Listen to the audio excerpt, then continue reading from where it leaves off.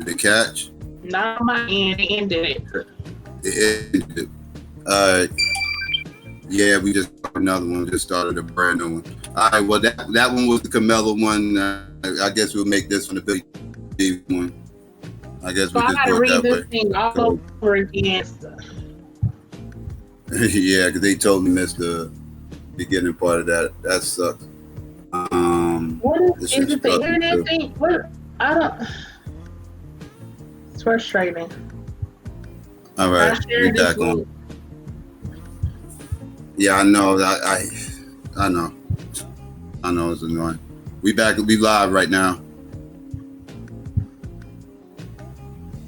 Give me 1 second. I gotta find a new stream now. 1 second, family. We coming. We coming. We coming. You're gonna have to refresh that one.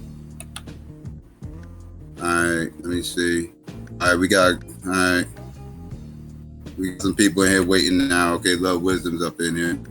All right. I don't know what happened, family. I apologize for that.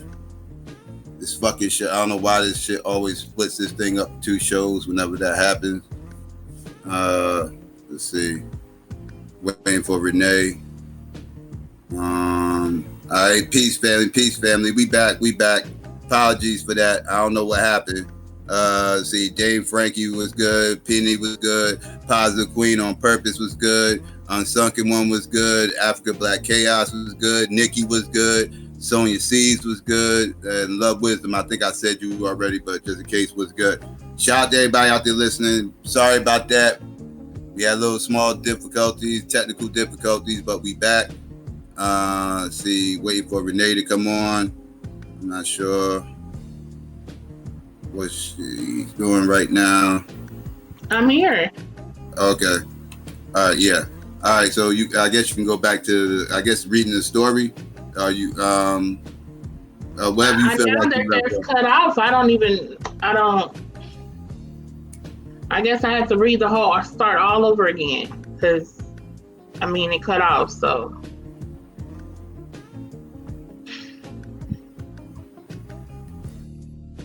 All right, y'all.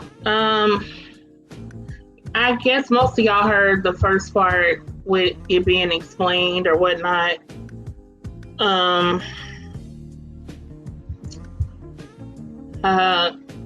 Okay, I guess I have to read the article all over again. All right, this article is from The Undefeated. It's about the Billy D. Williams story that I already explained. About, the story that came out about him being gender fluid. I'm going to start the story over again from The Undefeated. All right. Okay. He spent more than a half century in Hollywood, but Billy D. Williams was still surprised. The legendary actor, the essence of Black masculinity, with his velvety, smooth, bedroom-ready voice, which carried over into a ubiquitous Code 45 malt liquor campaign in the 1980s, gave an interview to Esquire magazine about his role as smuggler Lando Calrissian in Star Wars: The Rise of Skywalker, which lands in theaters December 20th. In that interview, the 82-year-old actor said, "And you see, I say himself and herself, because I also see myself as feminine as well as masculine. I'm a very soft person. I'm not afraid to show that side of myself." So many media outlets picked that quote up and ran with it. Williams, they reported, is gender fluid. People praised him. Oh, how they praised him. Thing is, Williams has no idea what that means. Well, first of all, I asked last night, I said, what the hell is gender fluid? That's a whole new term. Williams said in an interview with The Undefeated this week. He was misunderstood, he says. But what I was talking about was about men getting in touch with the softer side of themselves. There's a phrase that was coined by Carl J. Jung, who was a psychiatrist who was a contemporary of Sigmund Freud, and they had a splitting of the ways because they had different ideas about what you call consciousness, unconscious. It's collective unconsciousness, but he coined the phrase that's anima animus. And anima means that is the female counterpart of the male self, and the animus is the male counterpart of the female. So that's what I was referring to. I was talking about men getting in touch with the female side of themselves. I wasn't talking about sex. I wasn't talking about being gay or straight. People should read Jung. I mean, it would be an interesting education for a lot of people. Williams says he was a bit shocked to see the headlines and the phrase that came along with how some people reacted to the Esquire interview. No, no, no, I'm not gay by any stretch of the imagination. Not that I have anything against gay people, but personally, not gay, he said. Williams made a common mistake in attaching gender fluidity to sexual orientation. Gender fluidity refers to people who do not identify themselves as having a fixed gender.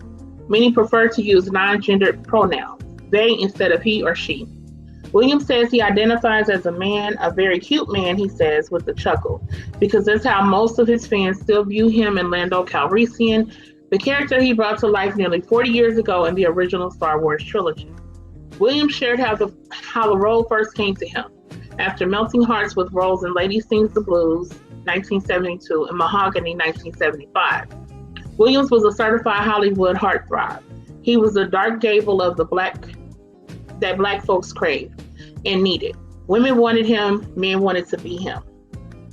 Irvin Kershner, who directed The Empire Strikes Back, summoned Williams for what the actor recalls as an unusual meeting. It was unusual because I was asked to play the character, and generally actors have to go to somebody's office and sit and sweat out those little moments of whether they're acceptable or not, he said.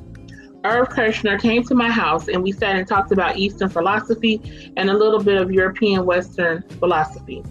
And we had a pretty good rapport. He liked me and I liked him, and that's pretty much how the whole thing happened. I asked Williams why he thought Kershner wanted him for the role. He chuckled and said, he told me because I was cute and lovely and charming and all of those good things. And all of those things were needed to portray Lando Calrissian. He's an interesting character, Williams said. I think he's bigger than life. I think people like rogues, charming rogues in particular, and I think that certainly he has those qualities. He's a bit dubious, which always makes the character a little bit more interesting, but he's honorable at the same time. We don't know much about what to expect in this chapter of the Star Wars series. Williams hasn't seen it yet, but it's expected to be one of the biggest films of 2019 and 2020. I just hope people will like it. I don't even hope. I know that people are really going to enjoy it, he says. Besides the adventure, there's a lot of very sensitive moments in this whole experience. So I think that the people are going to be deeply touched as well as be highly entertained. Okay, so that was the article clearing up the kind of gender fluid labels and the gender fluid headlines that have been put out there after him doing the Esquire interview. So, but Psycho, you want to give your rundown on it?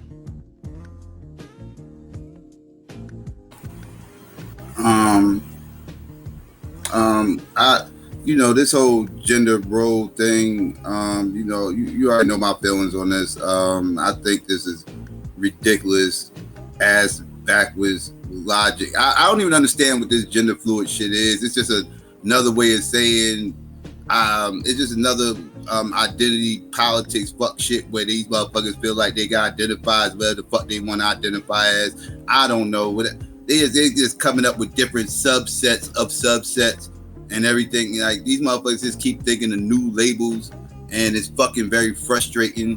It's like, yo, like, I heard this whole gender fluid shit, like, it sounds kind of disgusting when you think about it. Like, gender fluid, what kind of gender fluids are you talking about? I don't think I want to talk about no gender fluids with you nasty motherfuckers. I think I'm good on that. Like, what kind of gender fluidity? What the fuck is this shit? Like, what is that? I don't know, man. Like, that shit, pause. Like, I ain't trying to get all into that, man. Like, these motherfuckers is crazy. Listen, it's men and it's fucking women. What is all this extra shit y'all talking about, man? It's some other shit. What was you born with? Whatever you was born with, that's what the fuck you are. That's what the fuck you are. Just like whatever skin color you was born with, that's what the fuck you are. Ain't no motherfucker, you with all this little change it up, switch it up, I identify as this. It depends on how you're raised and all this other little fuck shit. People was born this way and all that. No, you wasn't born being gay. You wasn't. I don't even know what this has to do with being gay, because these weirdos be trying to tell you that these motherfuckers can cross-dress, walk around with stilettos and pumps on in a mini skirt, but that don't mean they're gay. That just mean they're a cross-dresser. Y'all ever hear these motherfuckers? You see some little cross-dressing ass motherfucking brolic ass fucking dude talking about he's straight while he got on a wig, motherfucking press-on nails, motherfucking knee highs. Where the fuck is this nasty ass shit? What are you wearing, dog? What the hell are you talking about? You straight? I just like how this feels. Like how what feel? Like how that Bazir feel in your fucking male boobs, you nasty motherfucker. The hell is you doing? Take that shit off. You a grown ass man, dog. Take that shit the fuck off. Well, I believe in gender fluidity. What the fuck is that? The fuck is that? You believe in what? Gender fluidity? What the fuck is that? Is that a religion? Y'all motherfuckers got a doctrine or something, motherfucker? What kind of doctrine are y'all following over there? Nasty motherfuckers. I bet y'all be grown as hell trying to practice circumcision and shit. Just so you can have an excuse to put your mouth on it, you nasty motherfuckers. Y'all a bunch of weirdos, man. Stay away from, I don't know if y'all trying to confuse. I don't even know if Billy D knew what the fuck he was talking about. I don't even know what he was doing. He was talking about, truth be told. I don't know. I kind of believe he probably didn't know what the fuck that shit was, because I don't know what the fuck that shit is either. That's some other shit. That's some new wave SJW, alphabet boys, label type dumb shit these motherfuckers on. This new millennial shit. I don't know what the fuck that shit is. I don't think he knew either. He probably was just trying not to say. He probably was just trying to be PC and ended up sounding gay as fuck. He ended up sounding gay as fuck trying to be PC. I think that's what probably happened. I kind of tend to believe him when he said he ain't already know what the fuck it was. Because, I mean, that's not really a normal term. It's not something you hear in your everyday walk of life. Gender fluidity. It sounds stupid as fuck. I'm a pass the mic. Go ahead, Renee. You there, Renee? Yeah, I think I think when I first heard the headline, I was like, really? Like, oh my goodness gracious, this stuff again all the time. But now after finding out more information about it and having now, read that interview, I totally think, especially with his age, you know what I'm saying? This is an older man. He's in his 80s. So, like, the fact that he doesn't know what that means. Like, he's not, I honestly believe he does not know what that means. I think that for him, his description, he said that he's a soft person, but you have to take into consideration his age and the era that he came from. And, I'm feeling like what he was saying and what the point is that the way he carries himself is maybe not as hard as aggressive masculinity, but he considers himself a little quote unquote softer with it.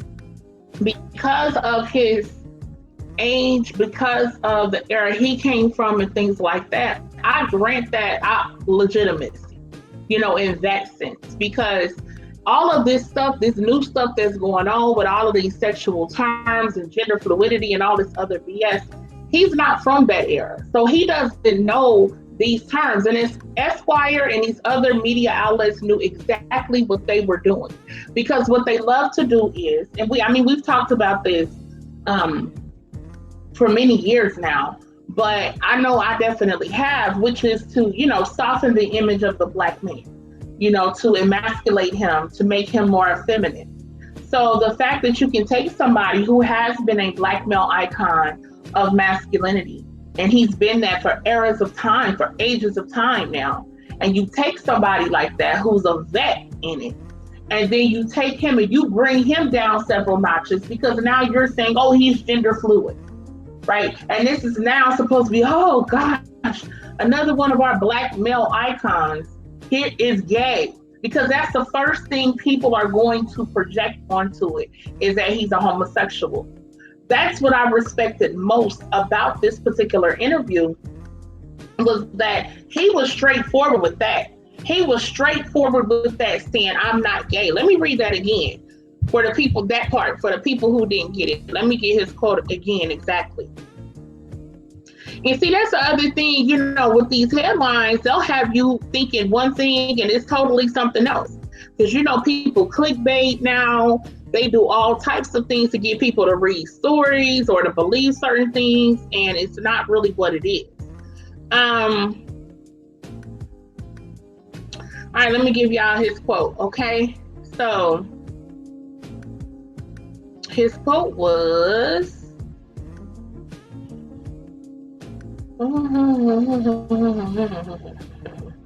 okay, let me give you the first part of what he was saying. He said, what I was referring to, I was talking about men getting in touch with the female side of themselves. Now, this is what he did say.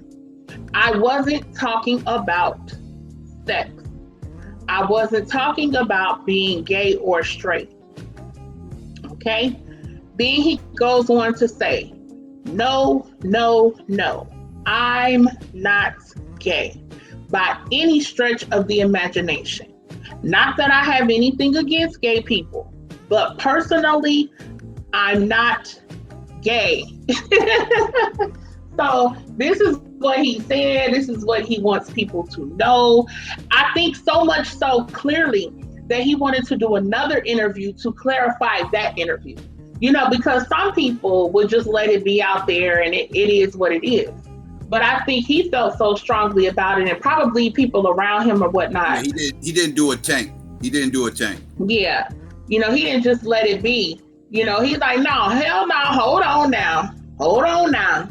I did say this part here about the feminine and masculine or whatever, but I am not gay at all. And when he was talking about those things, he was not referring to sex. So I think he meant in the terms of like how he dresses, because like I said earlier, he was considered as smooth and all of those kind of things. And, he was wearing like the nice silk button down shirts and the slack and the nice, like he was dressy, you feel me? And I think that in terms of how he dresses, I think he was kind of referring to that. And again, that's in his mind, I'm gonna say in his mind and how he operates, he sees that as totally separate from anything having to do with sex. Now, go ahead. Oh, no. I was just gonna say, why are they asking Billy D. Williams at 80-something fucking years old about this some fucking gender fluidity any fucking way? Like why the fuck? Why is that even up in the conversation?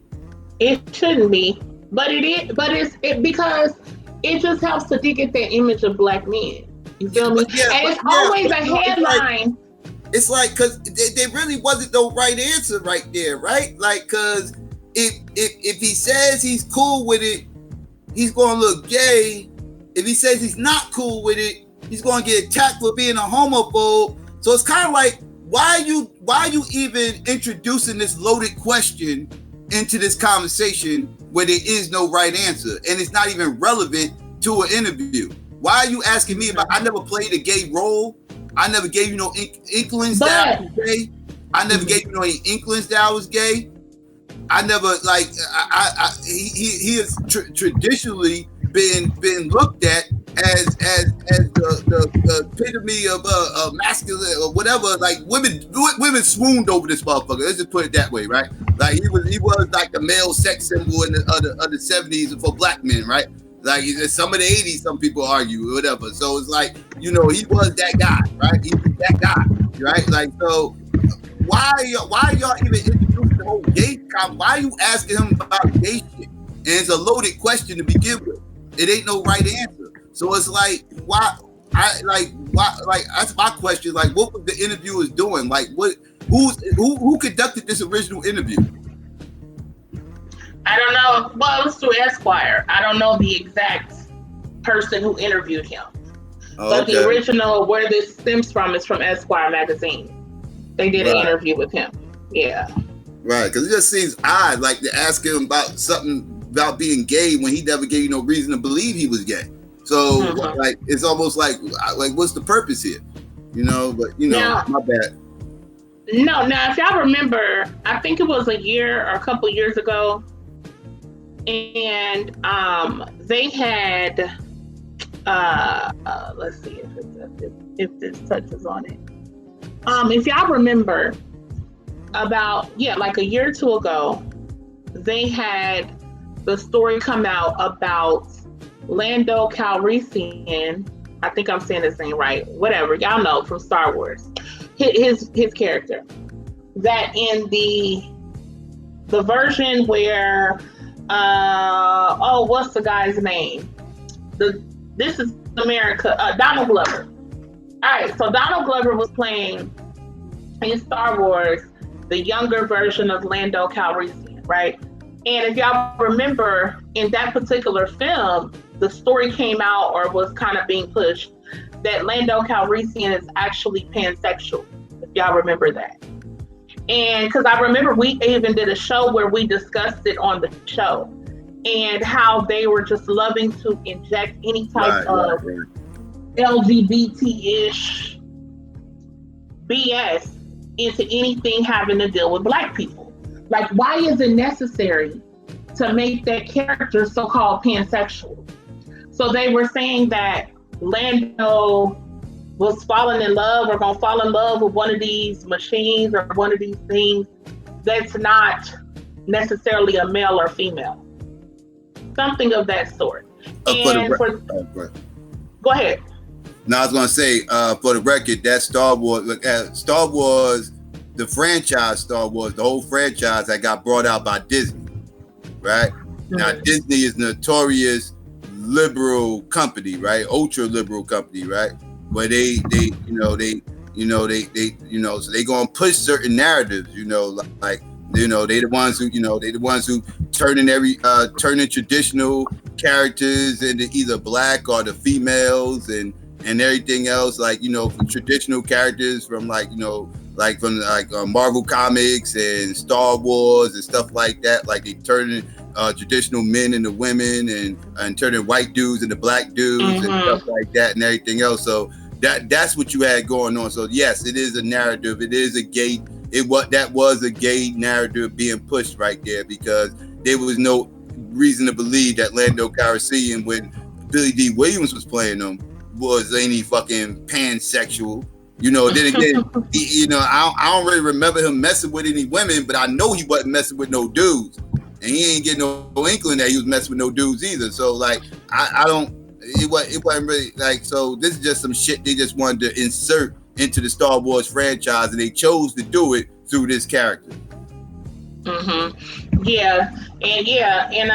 he was supposedly gonna be falling in love with, like I said, one of those whatever creatures or machines or whatever. He was gonna be falling in love with one of them, and so they supposedly pansexual means. Let me give y'all the exact definition. I know what it means, but I just want to tell y'all exactly what it's listed as. All right. So pansexual, not limited in sexual choice with regard to biological sex, gender, or gender identity. Okay. Basically, what that means is a freak. Let me just tell you what that means. That means that's a freak. That means that's somebody who will screw anybody. They will potentially screw anyone or anything. Right. Yes. It does not matter. That includes animals. It includes animals, yes. Seriously. Yeah. Seriously, it includes animals. Yeah. I mean, I guess it can, for a lot of these people, but yeah, so it's basically no boundaries. Because I've heard these, y'all know what kind of people, white people, talking about these white nasty heifers talking about, I'm pansexual. And it was on this show, and the girl was like, she's like, I don't see gender, race, I don't see age. It's just my attraction to that person. And it's like, what? I don't even understand that. Well, what does that even mean? So at the end of the day, it's what I call just being a freak. You'll just screw anybody or anything. It does not matter, potentially, because that's what we're talking about. Let's be real. Right. In terms of, attraction or whatnot. You know what I'm saying? You can be attracted to anyone or anything. And that's just, wow. Right. And I was just about to say, because Elaine asked in the chat, how is bisexual different from pansexual? Well, bisexual means you can go from one gender to the other, right? You will screw either gender, right? A pansexual will screw anything. It doesn't necessarily even have to be a gender. Like I said, animals are not off the table. Like pansexuals really will fuck anything.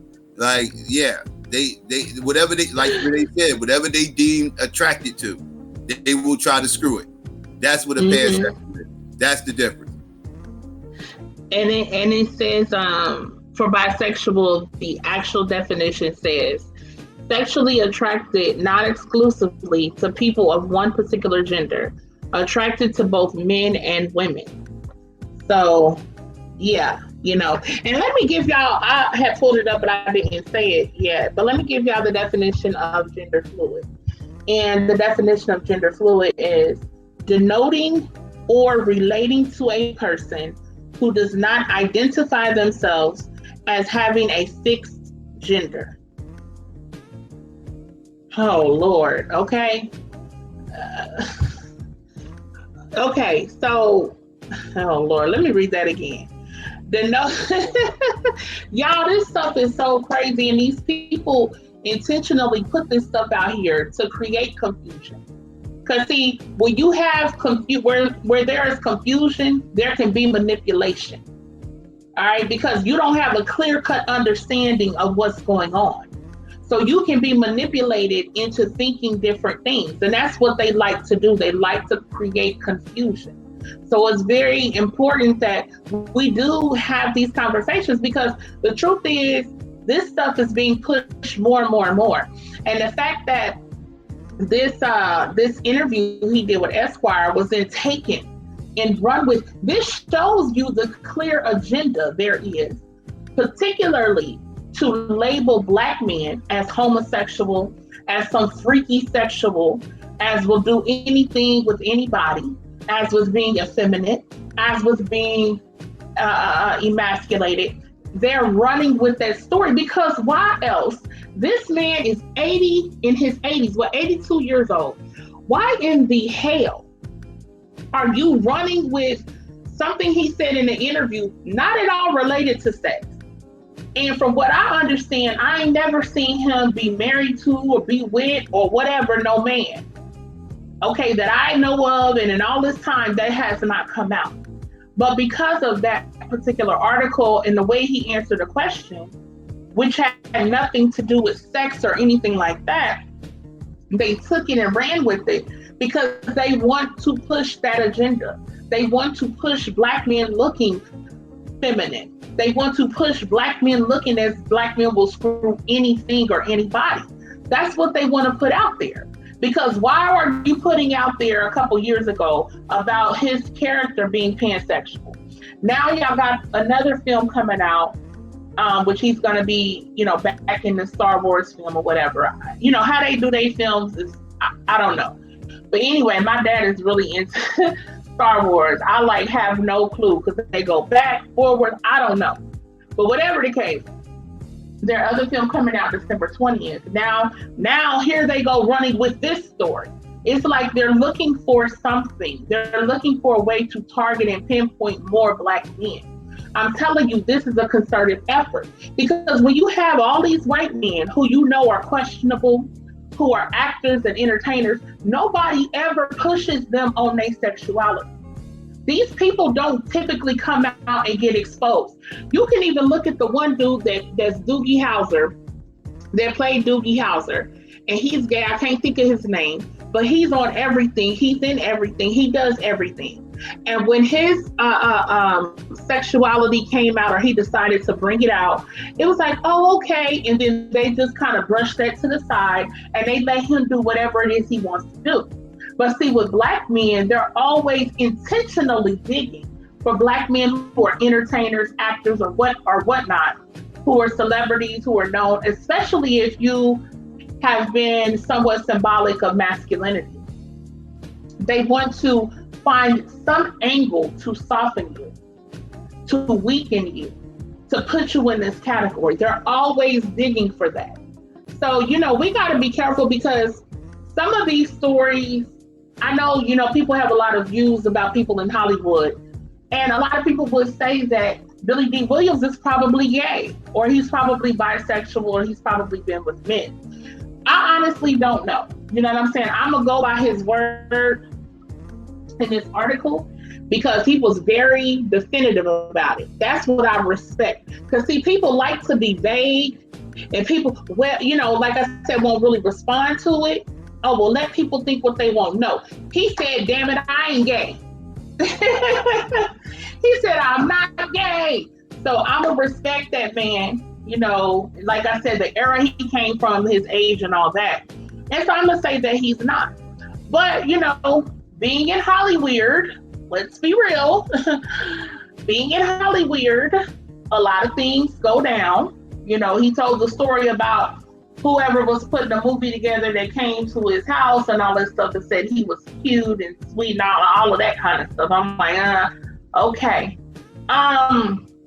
So it's questionable. But I just want to say that even with Hollywood and all that, we still have to be conscious and aware of the fact that it is a concerted effort to make black men look homosexual, to encourage that among black men.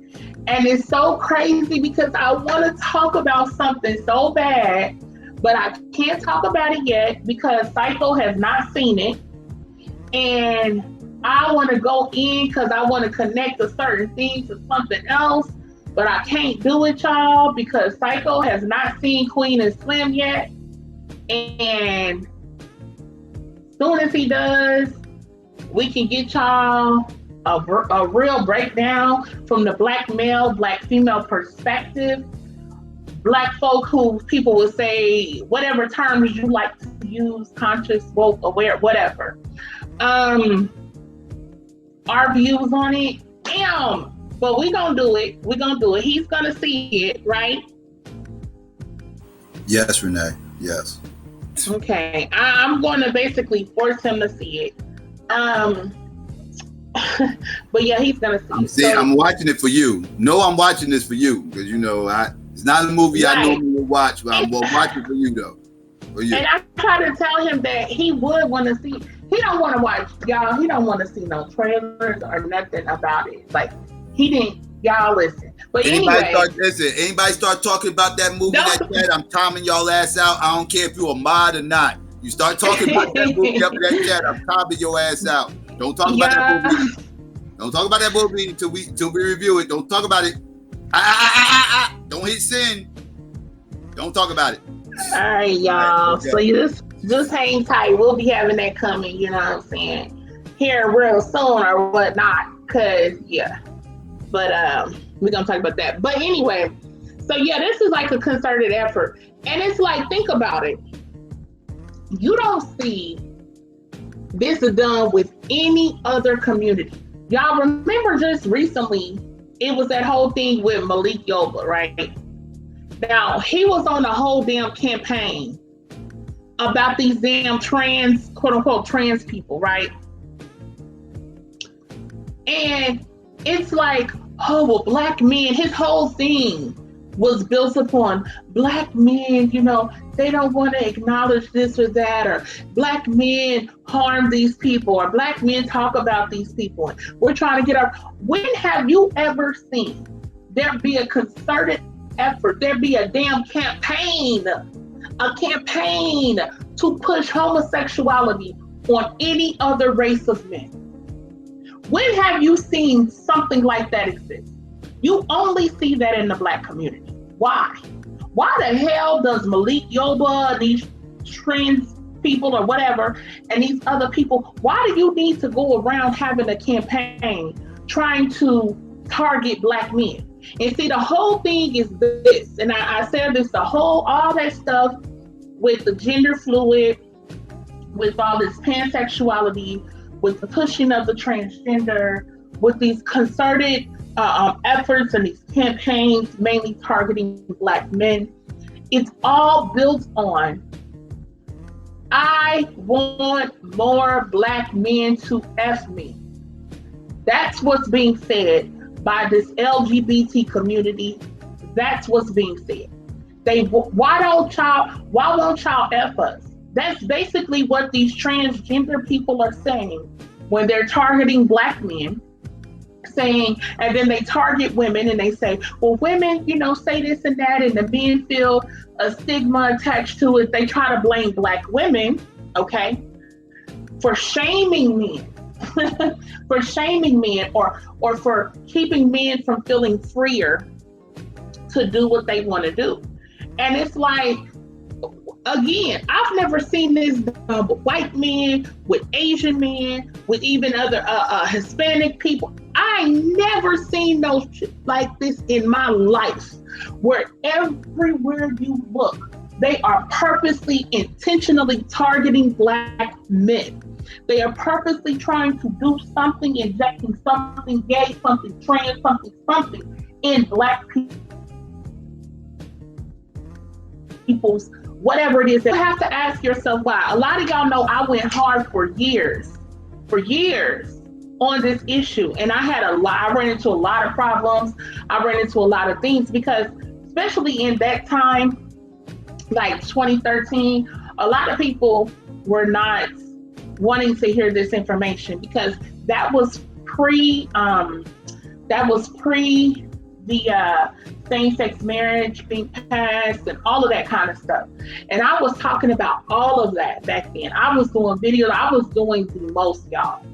And these people took me down, like, for real.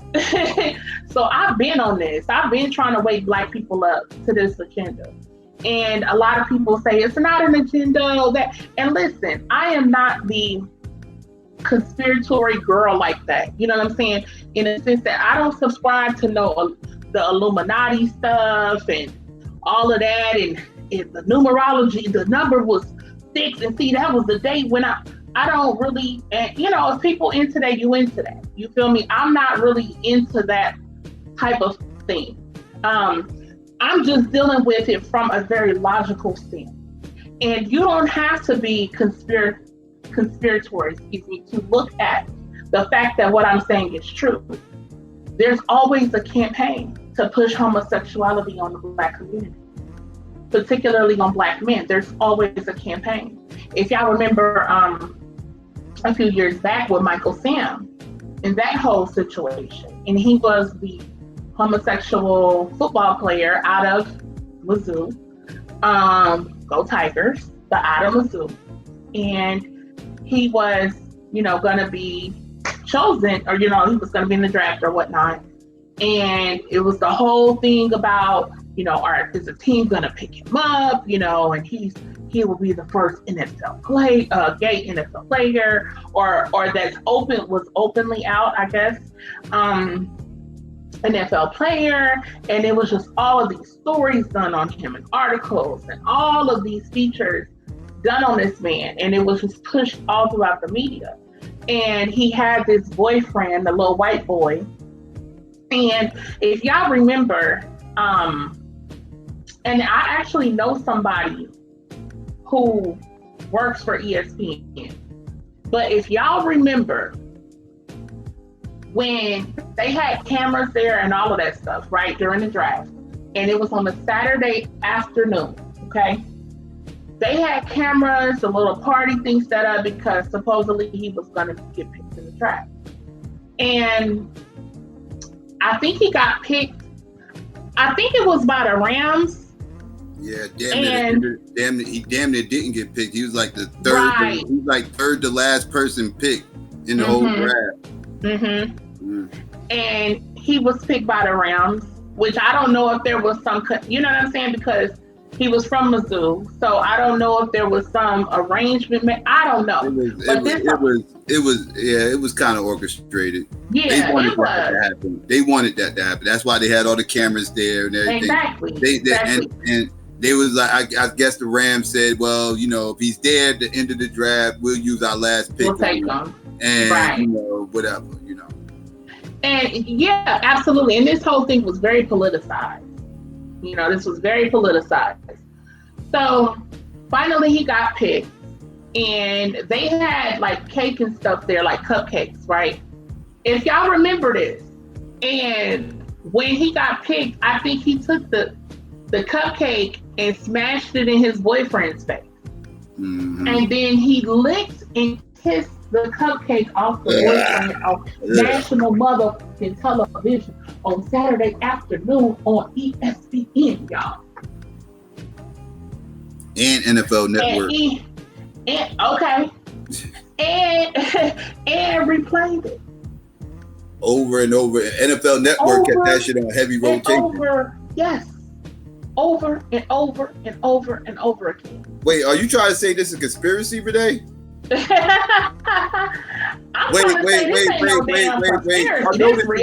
Y'all know it's a conspiracy, right? I mean, just look at the date and you know it's a conspiracy. I mean, look. Right now we are in 2019, right?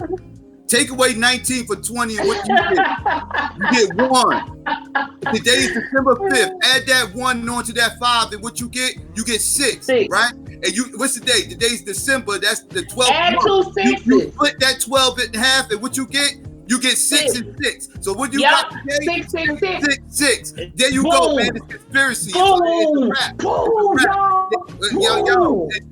It's in the air. I told y'all. Man, Illuminati, y'all. The Illuminati, y'all. It's Masonic. Doing this, y'all. I know it's the Masons. They having a rituals or whatever, and it's y'all these Freemasons and stuff, y'all. But anyway, because people might get touchy. You know what I'm saying? Because some people got much love y'all. But just look at the back of your money, man. If you don't think that's real. You can see. I know the all-seeing man. You know what I'm saying? And then, man, we can get deep with this, because what is it? The Apples say this is really don't they say this is really Egypt? Or they say this is really something over here. This is really slavery happened in reverse. This really happened in reverse. Really the Americas. Yeah. But they said, but they also said like this is Egypt over here. Fat shit crazy, but I'm about to start going ham on you abos too. Y'all motherfuckers making a lot of motherfucking noise lately, and y'all motherfuckers, I'm telling you, y'all about to start getting that work again. Y'all about to start getting that work again. We have been leaving you fuckers alone. Y'all went back and y'all crawled back in y'all hole, and we left y'all fuckers alone. Let these little self-hating, delusional motherfuckers be.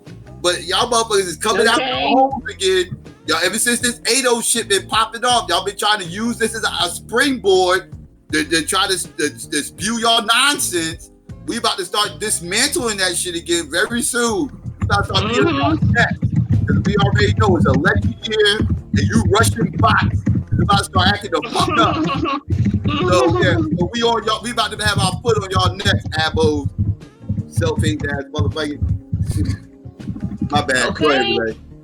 Nah, you good. Yeah, we about to get on that. But yeah, I mean, y'all, the thing about it, so the Michael Sam thing, you know what I'm saying? You had that whole situation. Why was that done? Like, why was that important to do? And why is it y'all always target anything black folks again? So now you see, what's the little boy, Lil Nas X, right? Mm-hmm. You seen he has a song, the what the hell is it? The whatever song, y'all know what I'm talking about. In my horse to the Old Town Road and all that, right? Damn So if I. he had that song. Yeah, he had that song, which was like a huge hit or whatever. And then Billy Ray Cyrus got on there to get him some coins and to try to help bring him a little pizzazz to his career.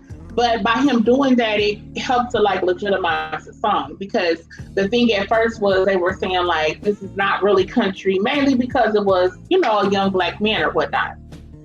Now, so at first people was really getting behind it because they was like, okay, that's what's up. We should be doing country. I mean, that really is our genre anyway, too. But whatever. But they come all the time into what we doing. We should be over there in country. We should be going into their genres. It's not really theirs, but we should be going into our genre of country or whatnot. And we should be making money. We should be doing our thing. And so a lot of people got behind it or whatever. And I was like, okay, that's what's up. I thought that myself too. I was like, yeah, go over there and get hell yeah. Hell yeah. So, yeah, so that was popping off. Next thing you know,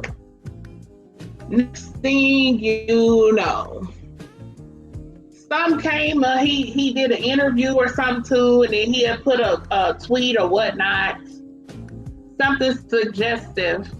Then people start saying, oh, he's bisexual, older, and I think he had put a retweet or something, and somebody was asking about his sexuality. And I think he said yes, or whatever the case may be. So then that whole thing came out. And I remember he was on LeBron James's show he has on HBO, The Barbershop or whatever it's called. And they had him on there. And then Kevin Hart was like, well, why does it matter that you're gay and all of this stuff, which he was on point with that. What is the reason why that needs to be presented to the world? Like, a lot of people knew that, see, Luther Vandross could not exist in this time in the way that he did because people knew what was really good with Luther Vandross, but he was focused on the music. He was not focused on pushing his sexuality on people. He did, as far as we knew, was singing about men and women. But, clearly he, whatever, probably whatever. But in that time, it was a level of, even if the person was homosexual, people suspected or whatever, that was not something that they pushed, they put out there. Freddie Jackson, he's as sweet as a damn as a cup of ghetto Kool-Aid, okay? But he was well respected. I remember my parents loved the hell out of Freddie Jackson. He was well respected as like a ladies' man, as he could sing and you are my lady and all of that, right? So you had a time where that wasn't really pushed, but now, again, it's the campaign, it's the concerted effort that we're gonna come from the angle of homosexuality. So now we got this little boy who had this song, this little country song or whatever. Oh, but guess what? He's gay now. He's gay too. He's black, he's gay, and he's country. So it's whatever it is. And his whatever name is gets put out Nas. And his name absolutely. is Nas X. Absolutely. That name in itself is a mockery. Like it's a mockery that this dude, like, bro, you really, your name, seriously? Like, Nas is one thing, but X, you got nerve to have X at the end of your motherfucking name? Mm-hmm. Like, it just seems like, it seems like a mockery. It just seems like a joke.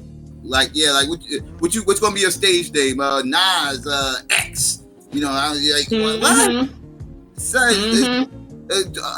how you call yourself Nas X and you got motherfuckers in your audience clog dancing to your fucking music?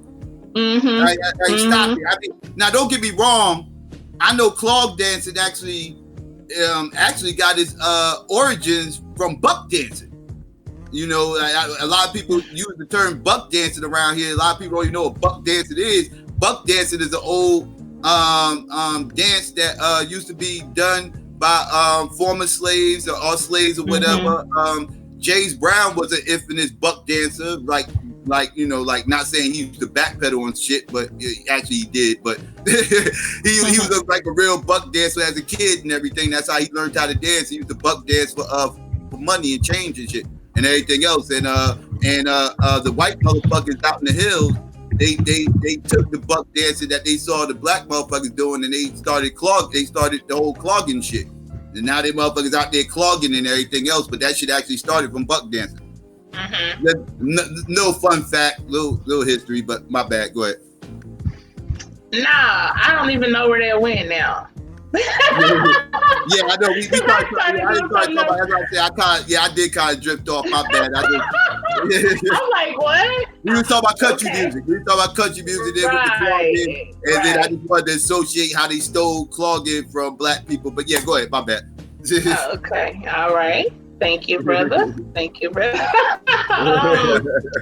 Okay. So anyway, but I'm a history y'all. buff. I'm a history buff. My bad. But yeah, y'all. So just pay attention. Like, remember, some of y'all may be around from some of the OGs. I don't want to say original OGs because the OG is original, but yeah, some of the OGs. When we were on Blog Talk, and I remember we did the show, and we talked about the, I think they're called The New Day, and I think it's 3 black dudes, and they're in is it WWE, right? That's what it's called now, right? Wrestling? Yeah, WWE, yeah. Okay. And they had came out with that cereal called Booty O's. If y'all remember that, they were called Booty O's, and like Cheerios, but Booty O's. And that's a real, actual cereal. And these are 3 big old, dark-skinned black men, big old, muscular, big men. Okay, and they wear like rainbow like outfits or whatever you want to call them. Costumes, whatever, and they have like unicorns and all of this other stuff. And yeah, they had cereal called Booty O's. Now, why in the hell? Now listen, I've been to a lot of these wrestling events or whatnot. Why do the black men gotta be doing that? You don't see a lot of them white men that's in the WWE. You don't see them with no stuff like that. You don't see them promoting no damn booty-os and running around with unicorns and rainbows and all of this stuff. You see them, they supposed to be more hardcore with it. They supposed to be gutter with it. And then you see these dudes running around with unicorns. It's like no matter what it is, no matter where you look, it's still like that element is getting pushed. And see, the thing is, a lot of brothers know that now, whatever it is that they do, as long as you're gay or you're questionable, white people will help you. They will help you. They will put you on. They will support you. Okay? The minute that you are a heterosexual black man, especially if you about your people, you deal with black women, oh honey, you ain't getting the damn bit of oh no, there's nothing I can do for you. I know, sorry. I know we don't have that available anymore. No, we can but you come in there, honey, and you sweet and you whatever, you twisting or you this going on, got that going on. Oh honey, white people will be at your beck and call. They will help you with whatever it is that you need. And so unfortunately, a lot of our younger black boys growing up, they're getting that message because they're seeing that a lot of people that are getting put on, a lot of young black men getting put on to do things, if they have that element to them where their sexuality is questionable or something like that, that helps them get very far. You see a lot of the rappers, some of the young rappers that's coming up, like you see the whole thing where they have the pink hair and the rainbow hair and they got all of this other weird stuff going on. A lot of these young boys are seeing that and they think like, hey, that'll help me get to where I'm going if I present myself in this same type of way. So it's not that to me, it's not that it's necessarily a conspiracy. but it's kind of like something understood. It's kind of like among the powers that be, or those people who are in positions of power and dominance or whatever.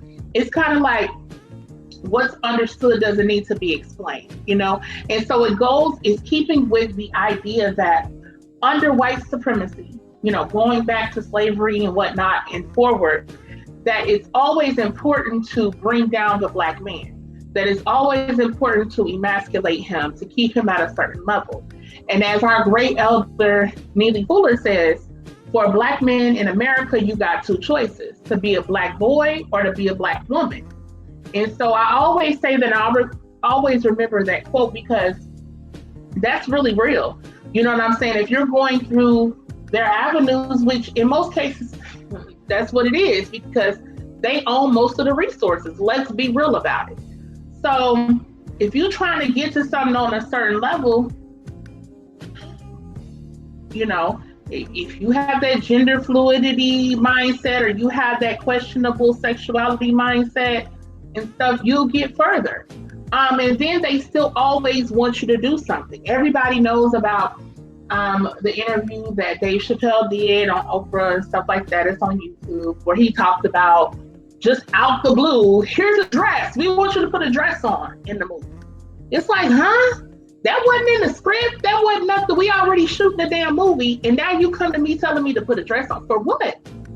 And then here they come. Oh, here it's in a new script. Da, da, da, da. They come up with a script. You know what I'm saying? The fact that you've seen most successful Black men in Hollywood put on a dress. I don't think, again, that this is a per se conspiracy. It's just something understood. It's understood in the psyche of white people in power. Okay? They get a kick out of that. They get a rise out of that. They enjoy seeing Black men in dresses. They enjoy seeing Black men feminized. Okay? That's what they like. So, from that perspective, I just wanted to do this story because I really appreciate him clarifying that he's not gay. I really appreciate that, and I wish that was confirmed more out here, even though, like I said, he's in Hollywood. I think that's still important to make that declaration. Like, he's not gay. Billy D. Williams is not gay. That's what the man said. That's what he said. Okay? So the people running with the story, just let it be known what it is that he had to say about it. So anyway, that's that on that. That's that on that. All right. Let's see. What? Anything else you wanted to touch on? I had considered. I don't know if you want to talk about it. The Bhad Bhabie chick. And the whole situation with the braids or whatnot. Oh, go ahead, get into it. Yeah, go ahead, get into it. I don't want to go too deep, but I'm gonna address the situation, and I'm gonna put a picture up in a minute. But let me address this. Okay, for those of y'all who don't know about this, it's kind of been being talked about here recently, but I think it was like yesterday or the day before. Basically, this little white heifer, the girl who was a Catch Me Outside girl. Catch Me Outside, how about that? It was on Dr. Phil, okay? The little white hoe. And she, called herself being a rapper. She spoke her name Bhad Bhabie. And I didn't know, like, people actually got her music. She actually got, like, I think a multi-million-dollar record deal. Okay? So she's making money, okay? She's basically legitimized herself in that way. And of course, who's writing for her? A Black woman. Okay? That always goes to Black people. Well, in this case, Black girls, Black women. Excuse my line about her hair. And people was just basically for it. So she got on her little high horse herself in black men. And I want to read to y'all what she said. This is it. I'll show y'all the picture of her. Well, no, let me show y'all the picture first. And I'm going to read to y'all. Let me pull it up. Then I'm going to read to y'all what she said.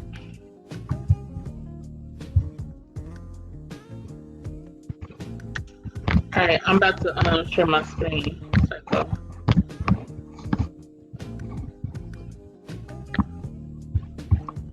Let's see here. Hear me?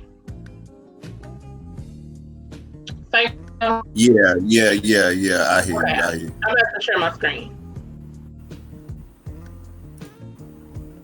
Give me a.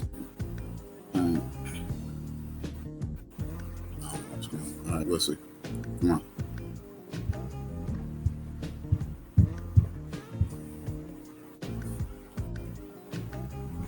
All right.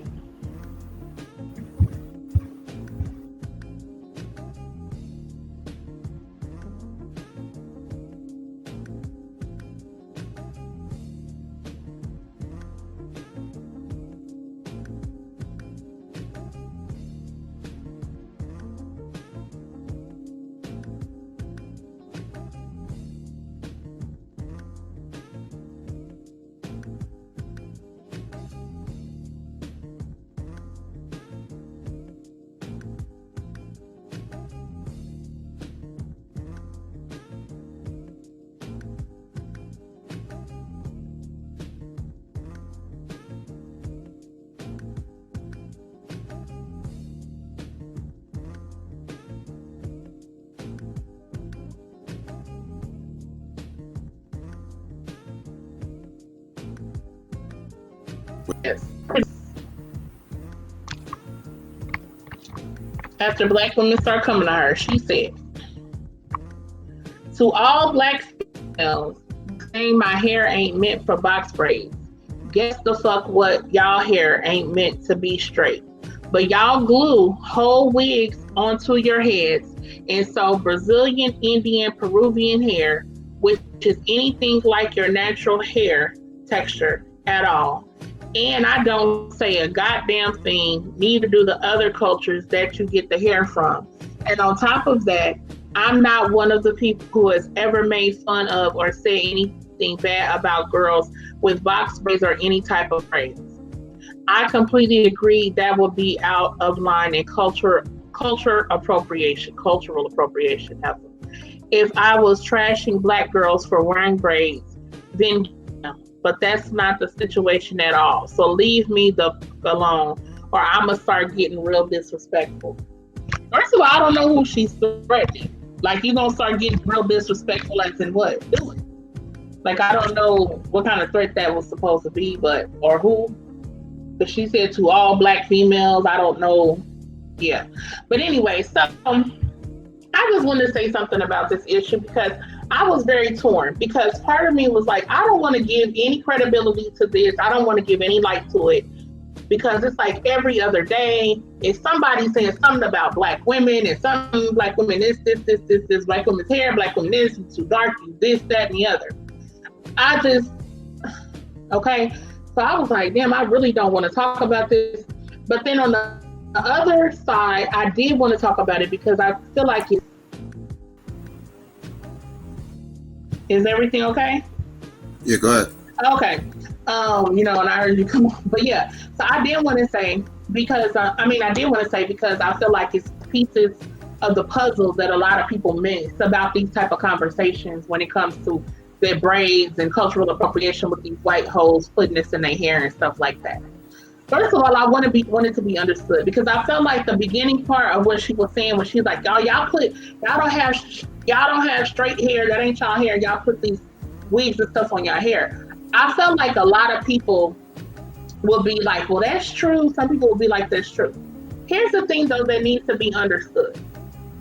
As black women, we're in a different position in this society, okay? And the truth is that the expectation is for us to assimilate. The expectation is for us to look more like the dominant culture that Oh, did you put the picture up? Yeah. Oh, okay. The expectation is for us to be more like the dominant culture. Okay. So that's been embedded in us for ages of time. Okay. Going back to there were laws where black women couldn't wear their hair out. You had to cover your hair. Okay. There were, that's when back in the day they used to put lye on their hair to try to straighten their hair because everything that was black was ugly and unattractive. Okay. So the thing about it is the psychology of the situation, the circumstances of the situation is very different. Black women have had to do certain things to be included or to be looked at in a particular way when it comes to employment, when it comes to a lot of things that we do. And the standard of beauty in this society is straight hair. The standard of beauty in this society is what white women look like and what they how their hair is. So there's a whole psychology behind that. And again, when you are the lowest group, you are the lowest common denominator. The expectation is for you to assimilate. All right. Now here's the thing, and there's other components to that. Okay, because people will say, well, these girls now they ain't got to do that. They still putting weave on. They doing this because they want to do it. I'm not saying they're doing it. I'm not saying that they're not doing it because they don't want to do it. But I'm saying the conversation about hair is much deeper than what this bullshit this hoe is saying. She doesn't even know what she's talking about. So the thing about it is this, even today in 2019, I was just reading an article like the other day. There's literally now, just now, being legislation and different policies being passed about natural hair. Today, now, this is just now happening, rather. So you have a whole history from being in the army, in the military, whatever, in corporate America, where the expectation is for black women to wear straight hair, for black women not to have nappy hair. It's unkept, it's unprofessional, and it looks militant. It's a lot of things that go along with that. So the psychology is different. So for you to just jump out the window and talk your shit, you don't know what the hell you're talking about. Now, the other thing is this, with the box braids. Black women have been demonized for our hairstyles forever, okay? So us wearing box braids and things like that, there's multiple reasons. It's a protective style, okay? It's an easier way for us to deal with our hair because our hair is fragile. You have to take care of our hair a certain way, okay? So there's certain reasons why and other cultural reasons why we wear these type of styles in our hair. So for you to just come popping along and think because you putting on this so-called stereotypical black demeanor, okay, that you're making money off of, and you just want to come along and bop and put box braids in your hair, and that's supposed to just be cute, and you have white privilege. That is the epitome of white privilege because you've never had to deal with any issues behind your hair. Your hair is the standard in the United States of America. Your hair, ain't nothing wrong with your hair growing exactly how it is out your scalp. Ain't nobody ever told you anything was wrong with your hair from the time you was a little girl to the age you are now. Well, she's still a little girl. Ain't nobody ever dogged your hair. Ain't no one's ever done that. It's been the absolute opposite experience for black girls. From the time you're very young, you start learning about black hair and how you should wear your hair this way and that way, and about people having nappy hair and a kitchen in the back and beady beads and all of this kind of stuff. Like, this is what we come from. This is what we had to go through. So there's a lot more baggage. There's a lot more trauma there. There's a lot more layers there. There's a lot more complexity there. And see, this little dumbass girl doesn't know what she's talking about. And somebody, I'm not gonna say that, whatever. Some of the little white girl did beat her up, but she doesn't know what she's talking about. You know what I'm saying? And that's why sometimes the hair conversation is like, it irritates me, because people love to nitpick at black women's hair. And they don't understand the journeys that we have had to go through. And now you see so many more black women rocking natural hair and making sure their daughters have natural hair and things like that. That's been a process. And that's very sad. You had in the 1960s and 70s where you had that same type of energy was coming out about, loving your hair and who you are naturally, how your hair is beautiful exactly how it grows out of your head without you having to do anything to it.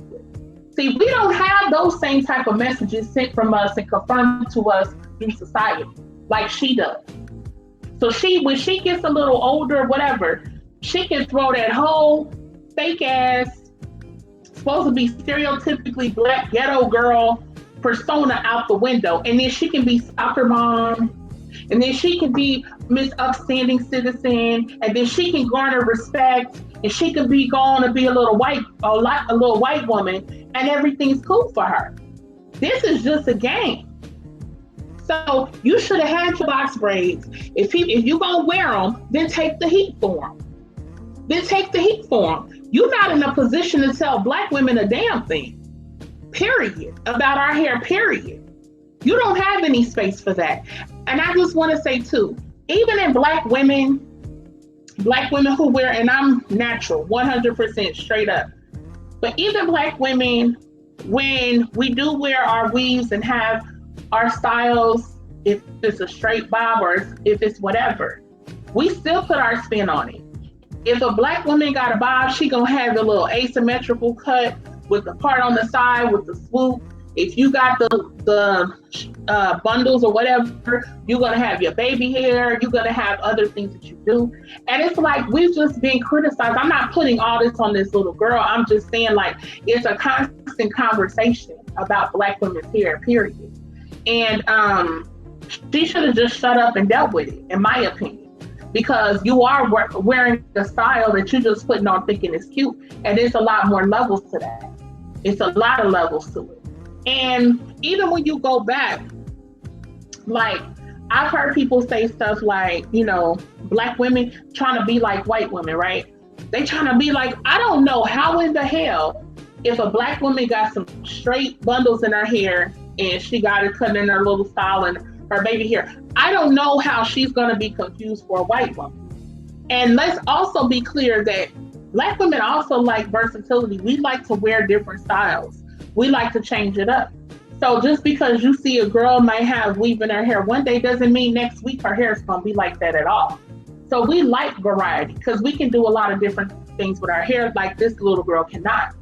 But even if you go back to like some of the styles you've seen like in the 90s with like the freeze, if some of y'all remember what that is, or like the sister curl with the finger waves in the front, and then you had like the little baby hair swirled on the side, or you had the French roll with the waterfall curls, or your hair was stacked on this side, whatever. Black women have always put our own style, our own flavor on whatever it is we did. But even in those styles, what did people say? It's tacky, it's unprofessional, it's ghetto. It's like we're criticized for being us no matter what.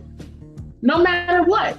So here you have this little smart mouth little white bitch, excuse my French, and she thinks she can pop off about black women's hair. So I just wanted to go a little bit deeper into it. At the end of the day, what she says doesn't matter. You know what I'm saying? It doesn't matter at all. But like I said, this is just an ongoing thing where black women's hair is talked about. And again, understand the psychology of what's happened. Understand the impact that has. Understand the expectations. We can't wake up and how our hair grows out our head, just walk out the door and think you're going to get a job, think you're going to get a promotion, think you're going to get opportunities. It don't work like that. I'm sorry, that's reality. So then to try to shame some black women who take other measures, I'm not going to do that. I'm just not. So anyway, I'll leave it at that. I know people feel certain ways or whatever about it. And, it is what it is. But that's my stance on it. And at the end of the day, if it ain't your woman and you ain't paid for it, it's her hairstyle. I don't have to wear it. I don't have to wear a wig that's straight on my head because I'm not doing it. But I'm not gonna sit here and dog the next girl who's doing it because she paid for it. She wants to wear that. Do what you do.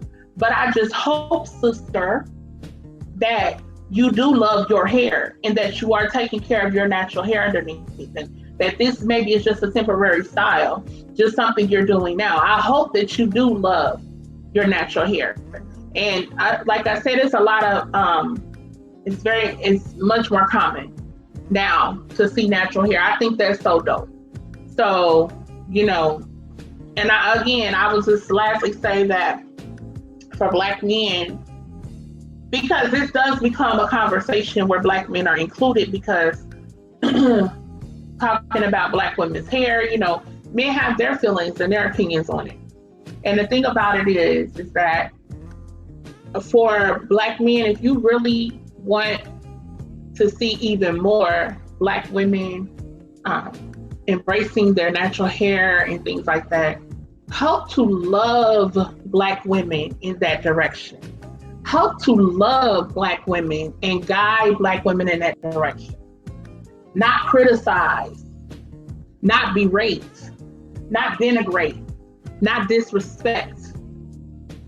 Help to guide. You can encourage Black women by posting up natural Black women you think are beautiful. I love seeing our sisters with their natural hair. Promote things like that. You have huge expos and festivals across the country all the time that are dedicated to natural hair. Okay, it's a lot of sisters down with that. Why aren't more Black men a part of that or promoting that if that's what you really want to see sisters doing? I'm just adding this in addition to that. I'm not connecting this to the Bhad Bhabie. I'm talking about this in terms of just Black women in general, the hair conversation and stuff like that versus weave and everything. And that, I would encourage, and also for Black women, the same thing, because a lot of people don't know that there's like a civil war in a sense among Black women with the weavinistas versus the naturalistas. And a lot of times, natural sisters, let's keep it a buck, feel like they are better or superior to the girls that wear weave. And I just feel like we have to also love those sisters into certain things too. That's all I'm saying. Help love them too into loving their natural hair the way it is. You know what I'm saying? We can help support those sisters and not down them because she put a damn blonde and blue wig in her hair. And like, I get it. You wouldn't wear it. I wouldn't wear it. but you know what I'm saying? You never know. Like, I've had Black women tell me, well, you have good hair, or you have good texture hair, or things like that. And I'm like, no, because I'm natural, and they say, I can't do that. My hair is too nappy for that and things of that nature. And I'm like, what are you talking about? All hair is good hair. Let's be real. First of all, all hair is good hair. We have to get that total image out of our mind of, this is quote good hair. Hair is all Black hair is good hair. I don't give a damn. 4C or whatever, it's beautiful. And it's a lot of things that you can do with it. So we have to encourage our sisters, brothers, as well, with this issue. And so that these little hoes like this, they become less and less, relevant. She's not relevant at all, okay? But people are talking about her, and I just talked about her. So, she has some relevance, I guess. But yeah, I'm gonna leave that at that. I don't know, Psycho might want to say something, I don't know. But that's that on that. You done set me up. You want me to talk about this hair thing and everything else? No, you do not have to say that. Keep it pushing. All right. I mean, hey man, I don't even like getting into these hair conversations because these hair conversations, boy, I don't even like getting into these things. But yeah, I found some things interesting about this whole thing though. I did. I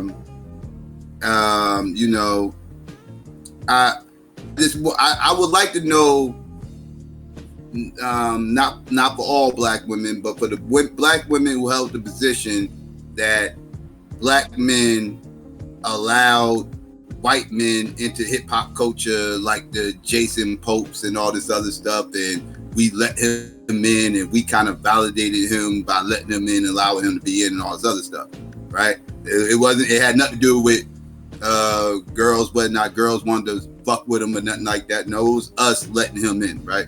That we validated him by allowing him to be. I would like to know if those women hold that same position with this Bhad baby chick, because she sounded like she was taking a lot of black girl talking points and throwing it back at them, like you just mentioned, as far as like the civil war amongst black women with the naturals versus the hair weaves, and a lot of the naturals feel like they better than them. And one of the things that the naturals will say to the people with the hair weave is, bald headed this, bald headed that, you can't grow your hair. I got my natural hair, you gotta wear a weave, shit like that. That's usually the narrative. Now, these baby type Beckys, these wiggers, they hear all this and then they start trying to emulate that type shit. You know what I'm saying? And not to mention, somebody did her hair. Who did her hair? I'm willing to bet it wasn't a white girl. I'm willing to bet it wasn't a white girl that actually did her hair. Because she said she had got it done. She didn't say she braided it herself. She said she got it done. So, like, somebody did her hair. So, do those black girls that's doing her hair, do they get called out? Do they get called out to the table the way these black dudes get called out to the table for letting the white dude DJ party, or what the case may be? Is it just a one-sided thing? Now, if it don't apply, let it fly. I'm talking to the women who held the position or hold these positions that it's black men's fault that it's white people running around in hip-hop.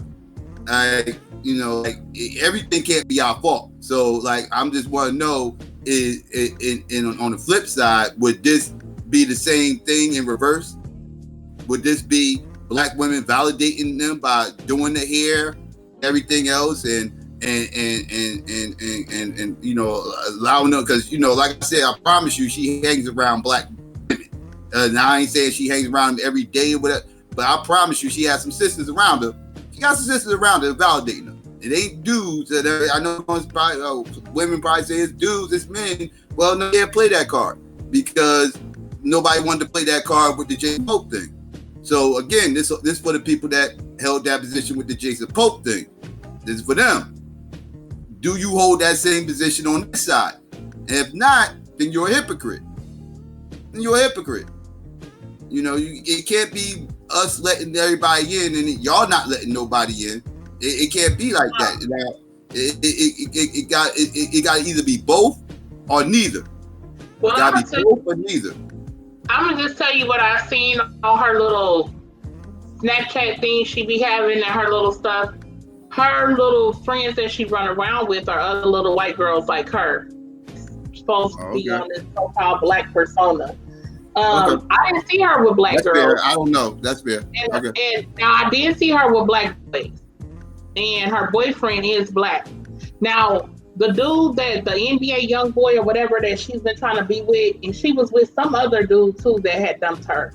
Some other little. Yeah, I'm sure she might be messing with. I'm sure she probably messing with black. That's why I said that's why I was saying I wasn't getting into all that because it was because the whole Jason Pope thing, it was irrelevant. It wasn't irrelevant, but not as far as that talking point goes. That part was they didn't care that he was sleeping with the girls. It was our fault because we allowed them into the culture. So that's why I didn't even get caught up in who she was fucking with or none of that other stuff. But I'm pretty sure it's a brother. You're not shocking me saying it's a black dude. But I do got a question. But I think that I have a question that you specifically can answer. Yeah.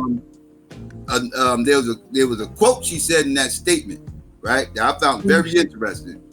And I would like to know how black women collectively feel about this, because she brought up the point about how black women have all these other races of women hair all up in their hair and everything else, and this, that, and third. And when she said it in an emboldened type way, right? like, you know, like she said it in a way, like kind of like the naturals look at the girls with the weave, like I'm better than you because I got my shit, you know, and like, but she can't. But it's different when she does it though, because the girls who are actually wearing the weave actually is wearing her hair, not the girl, not the so it's different with the naturals. Like the naturals, like these girls who's wearing the weave ain't really wearing the same type of hair that the naturals have, right? But this white girl in it, and these women are actually are wearing the same type of hair that she has. So like, does that, like, as a black woman, does that make you feel uncomfortable that she can say something like that?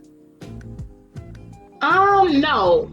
And the reason why is because this is what I understand. Unfortunately, because we are, like I said, at the bottom of the totem pole, we are the dominated group, so to speak. And the expectation, as I said earlier, is for the dominated group to assimilate. And whatever is associated with the dominated group is seen as negative. Now, if the situation were reversed, and this was a black supremacist society, you would see white girls putting Afro wigs or kinky hair wigs on their hair. You would see that because they would be in the position of black people. And so you would see them, because then their hair texture would have been demonized for ages of time, for generations. Their hair texture then would have been demonized and would have been seen as dog hair, as dog fur, as lice infested. Okay, it would have been put down. Your hair is not supposed to grow down. Your hair should grow out. They would have been programmed and indoctrinated with all of that negativity about their hair. So they would be possibly prone then to putting on a kinky hair wig on their hair as white girls. And I understand some of the psychology behind that. All of the psychology behind that is not necessarily from that, because like I said, sometimes it is girls want just a different style, just a different look, and they'll have their natural hair, then they'll wear this style, and then they'll change it up and do something different. So it's that too. It's a cultural difference, because black women have always been versatile with our hair. When you see white women, they wear the same hairstyle every single day. They call themselves, when they go to the salon, they call it getting a haircut. Black women call it, we're going to get a hairstyle. Like I said, if we get it twisted up, curled up, finger waves, whatever, because we like to do different. There are cultural differences in the hairstyle. So no, I don't feel any type of way, because I understand the psychology, I understand the situation, and I understand the cultural differences. So that does not shame me. It does not shame me. Well, I don't wear those styles anyway, but if I did, it wouldn't shame me. It would not shame me. Now, again, that's why I said earlier. No, I didn't say shame. Yeah, I didn't use the word shame. Well, I know you didn't say shame. I'm just using that word. But for my sister, like I said, I would hope though that my sisters who do wear the style she talked about in her comment do love their hair and do have a better understanding of what I was just talking about and the expectation to assimilate. But that's what I try to get people to understand, because I see the comments from black dudes. I'm gonna keep it a buck. I see the comments on different videos and stuff over time that I've seen, mainly from black men, who say, you don't see these white girls putting y'all hair on their head. And I had to explain to them, if this was a black supremacist society and not a white supremacist one, and black people owned over 90% of the resources, and every reflection you saw on TV, movies, magazines about you was affirming black people and black women's beauty, you would see white girls putting kinky hair wigs on their head. They would have kinky lace fronts if the position switched. You can't make the comparison, because the comparison is not equal. You have to draw .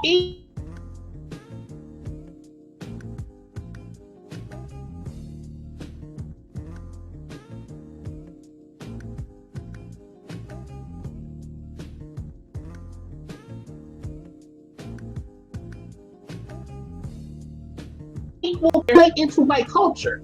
And they don't want to see them naps. They don't want to see them nappy naps and beady beads and afros running around. You better cut that hair short, boy. So black men have assimilated as well. Not to only to mention to put waves and stuff in their hair. There's differences though because of male and female. So there's still always an expectation for the lowest group to assimilate. And because women are associated with appearance that is going to include hair. And our hair naturally is not like that. Okay? Now, if we put a pressing comb, that's why the black women used to be up in the damn salon with a pressing comb. See, that's another thing people don't understand. See, grandmas and great grandma and them, or whatever, great auntie or whatever, they would have a pressing comb and they would get their hair pressed, honey, till it was straight. This is back in the day. This before some damn lace fronts.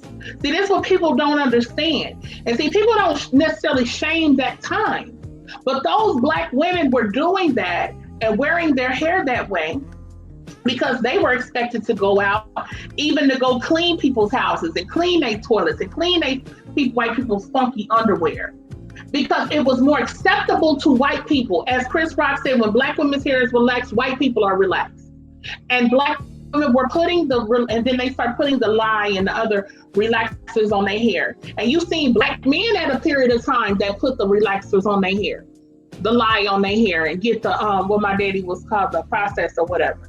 Okay, and doing those type of styles. And all of that was to change that part of our blackness to be more palatable, more acceptable, and more like the group that was dominating us.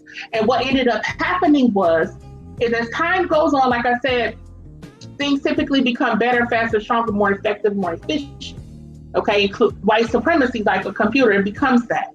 But other elements of that become that too. So now what happens is, because the perms and the relaxers are so bad for your hair, they're so bad for your health, they have caused a lot of health issues with black women over the years.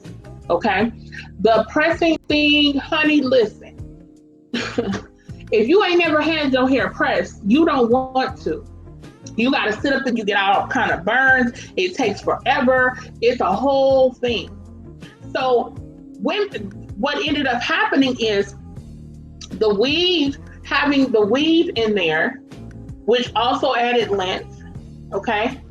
And which also you start seeing other styles of the weave. So then you went into the quick weave. So then it could just be that hair out. So you're basically doing the same thing. And then now it's the lace front. So you're basically doing the same thing that great grandma did or grandma did when they was going to get their hair pressed, see? But you're now not having to sit there and get burned. You're now having to sit there and get a relaxer and get fibroids and all other things in your body. But you're still achieving that same type of look with having your hair straightened. Because again, there is a psychological impact, okay? And also, and I know black men, you may not get it, but let me tell you something. If you are a black woman, and see, we have to honor each other's experiences. Because the first thing is, see, OJ's up here, the first thing he's going to do is try to deny everything I said. But OJ is not a black woman. Whether his girlfriend does hair or not, he is not a black woman. He's never lived as one. When you are a black woman, and most black women work, and you end up going into a workplace, you're trying to get a job or you're trying to get a promotion or whatever the case is, you are expected to assimilate. You are expected to look the part in the role. That is the expectation for you. And a lot of black women have adapted to that over the years. Like I said, you are just now in 2019, about to be 2020, seeing natural hair legislation protecting. And that's because natural black women have been standing up. That's a result, a direct result that sisters are finally saying, fuck that. Because a lot of sisters have lost jobs, have lost promotions. You see all the time these little girls get kicked out of programs and out of different stuff with school, or even out of school for their hair. This is not something that's unrealistic I'm talking about. This is reality. And so when you live in that type of way, men don't have the same worry, because you can go cut your off. You can shave and have a bald head and walk out the door, and it's all good. And you've assimilated, because as long as you ain't got a bunch of nappy ass hair sticking out, then you're good. So it's easier for men in that way. It's easier for men to assimilate. And it always has been. So then to look at women and to try to make a judgment upon us, well, you don't have to live as a woman. Your appearance is primary as a woman. And when you're going to white people, unfortunately, for resources and survival, it's something that come along with that. And instead of knocking Black women, instead of dogging Black women, instead of dragging Black women, support Black women, promote natural hair, talk about how beautiful it is. You don't have to sit here and rag out and dog weave. Just make sure you with a woman that ain't got a weave. You don't, and there's plenty of natural sisters out here. You don't have to dog out Black women to promote sisters with natural hair. And that's my problem that I see all the time, because it's the same old rhetoric. And I don't even wear weave and it irritates me. Like, people would think it should not irritate me, but it does, because I understand the complexities of it as being a Black woman. And I went through the process where I cut all my hair off, all of it. My hair was very short. I did the big chop several years ago. And now I have a head full of hair, natural hair. And it's a process. And I'm just saying, having lived that, having gone through that, having gone through predominantly white schools, then going to a HBCU, and just going into the work world and how things are, it's just a different experience, y'all. And y'all need to give some type of respect to that, even if you don't completely understand it. I'll pass the mic.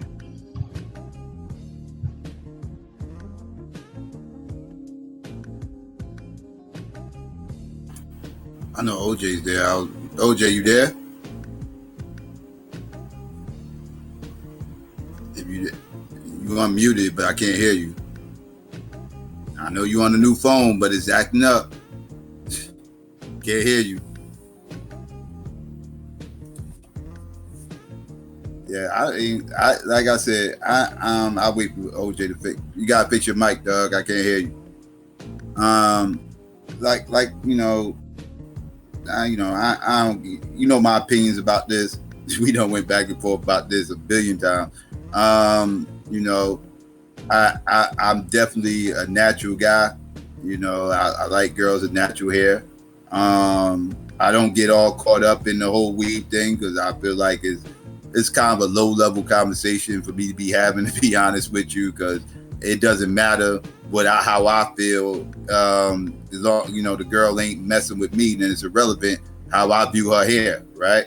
If I don't like girls that wear pants, and there's girls out there that wears pants and everything else, I'm not going to berate them for not wearing pants, because I don't like wearing pants. My girl that won't be wearing pants, and I'll make sure I find me a girl who don't wear pants. Like, it ain't that deep. That's just me. But I do understand some of the dilemma that some of the guys go through that do enjoy natural hair and prefer natural hair. They in kind of a dilemma. If majority of the Black women are wearing weave, and you got guys out here who don't like weave but only want the girls with natural hair, and that's 70% of them is wearing weave, and that leaves like 30% of the girls who wear natural hair that's available to these men. Now you got to figure at least half. I'm willing to bet more than half, but at least half of them are in relationships. So now that only leaves 15% of the Black women, right?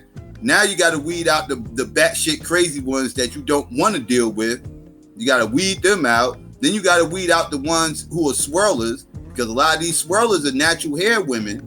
They don't want nothing to do with a black man. So you got to weed them out as well and everything else. So it leaves a small dating pool when you really look at it in the grand scheme of things. Like if you're going to take that hard stance that I'm not dealing with any woman who wears a weave by any means necessary, by no means am I messing with any woman with a weave.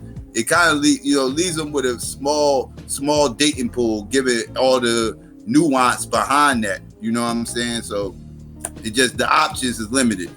Let me see if he got his mic fixed.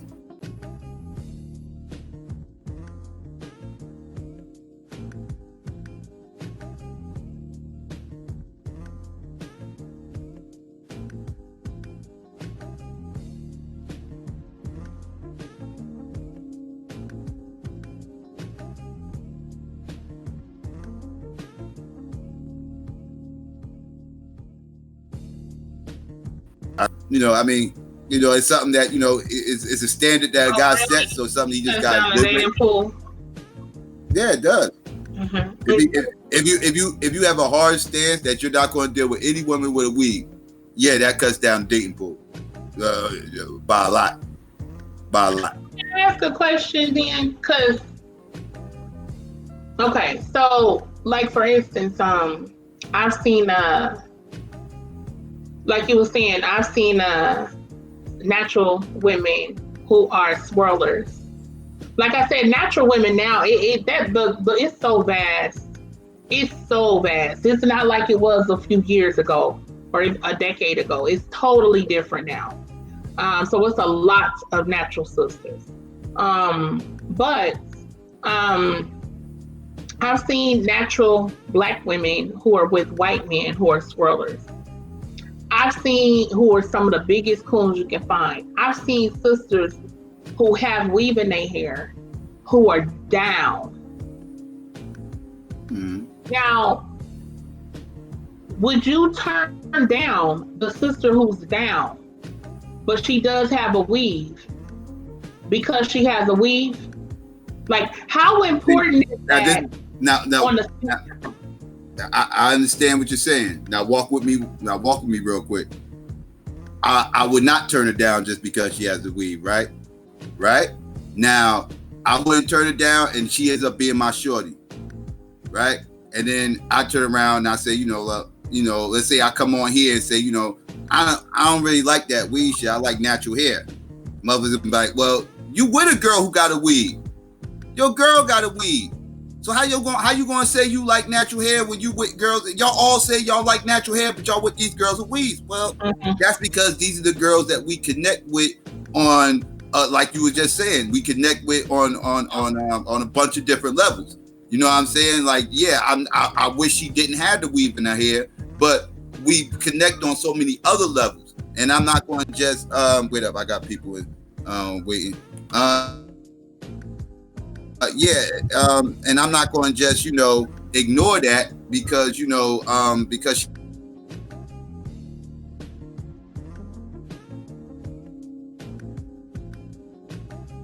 complete, swirling ass bed witch, and I don't want nothing to do with her. We have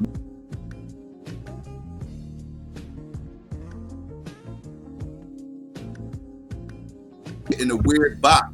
You feel what I'm saying? So it's like, what do brothers like that do? It's like you kind of gotta like bite the bullet and deal with the weed that you really don't like that. Well, see, this is the thing, and this is what I'm gonna just give this advice to black men with the scenario of what you just said, because I totally understand. I get what you're saying, and this is the advice that I would give to black men. First of all, somebody got back feedback. Yeah. StreamYard test. Who is that? Is that Fran? I think that's Fran, isn't it? Oh, I got feedback. Y'all can hear me? Yeah. You type it, I think. I think you type it, yeah. Sorry. The first thing I would do, advice I would give to black men about that is that help to encourage your woman. Okay? So I understand that when you first got with her, she may have, worn a weave. But it's certain ways, y'all, that you can talk to and deal with a woman. And so you can let her know, like, say for instance, because at some point she's, taking her hair out and she's washing her hair and all that stuff.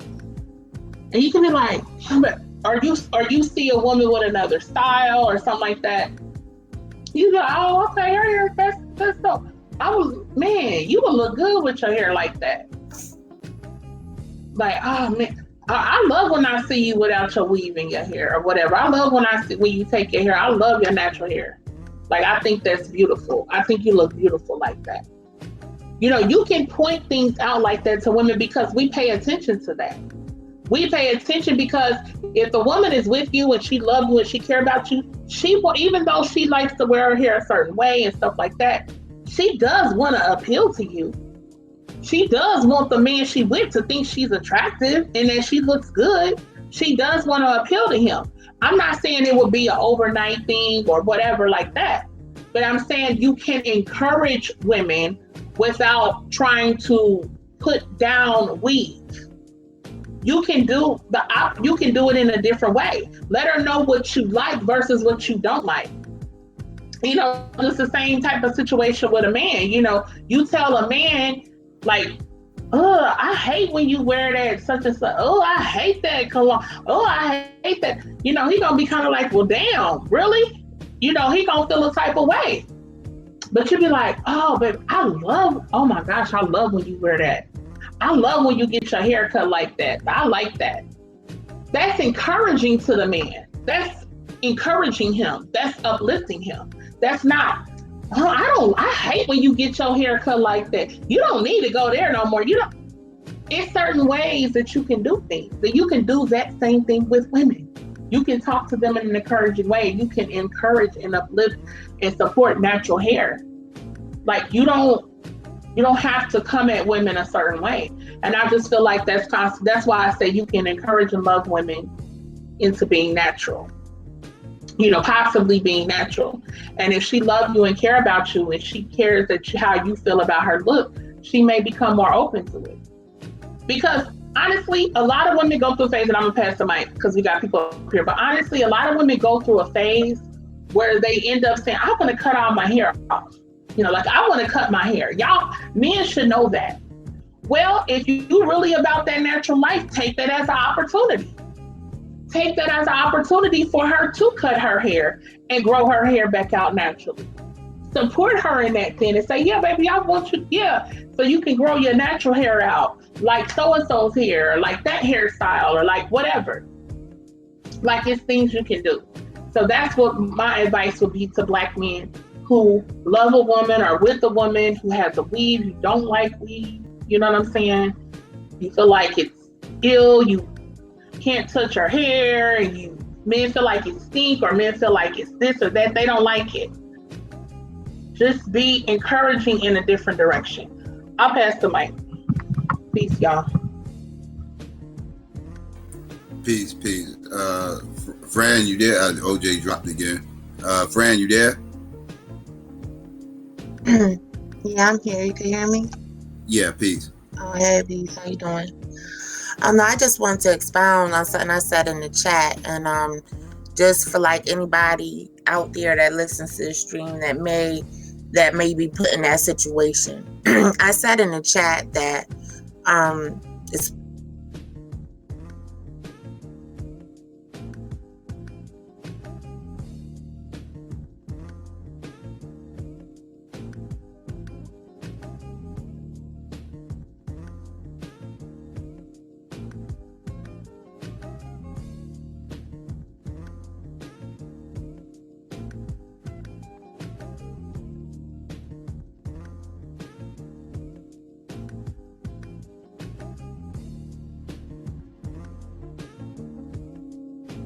this happened to me. We got a new clinical manager. She came from Clearland out there in Syria.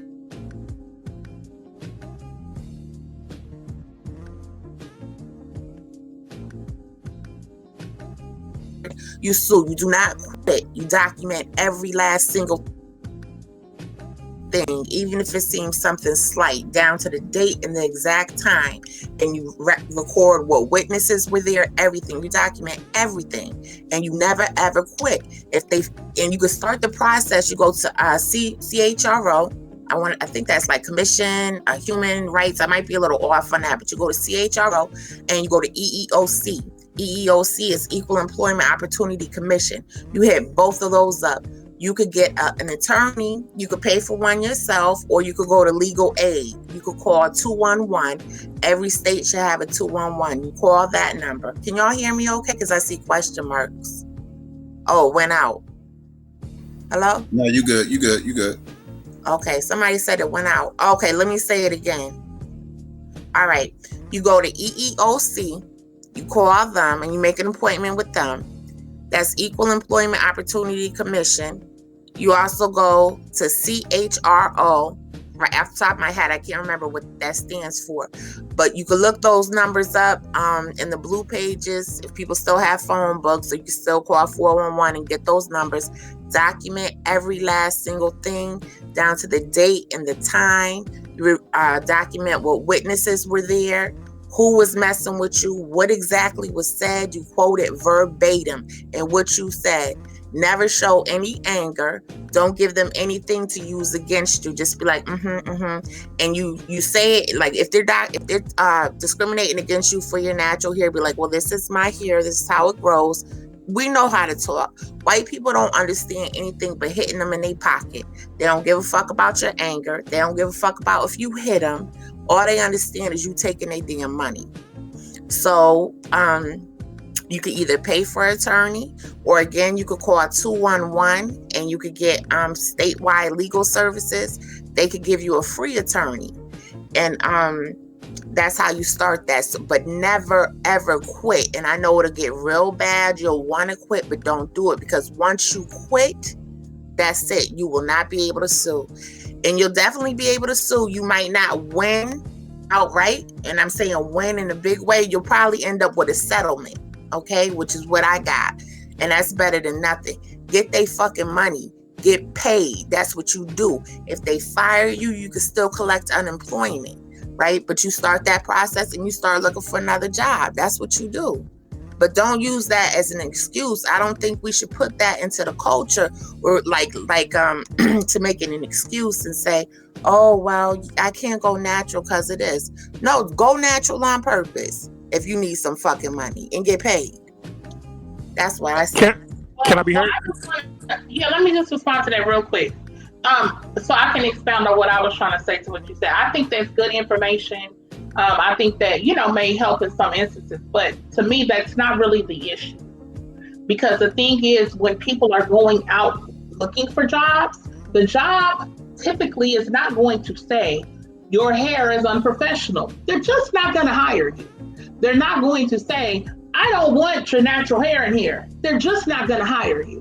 When it comes time for your promotion, you check all the boxes, everything, they're just not going to promote you. They're going to promote someone else.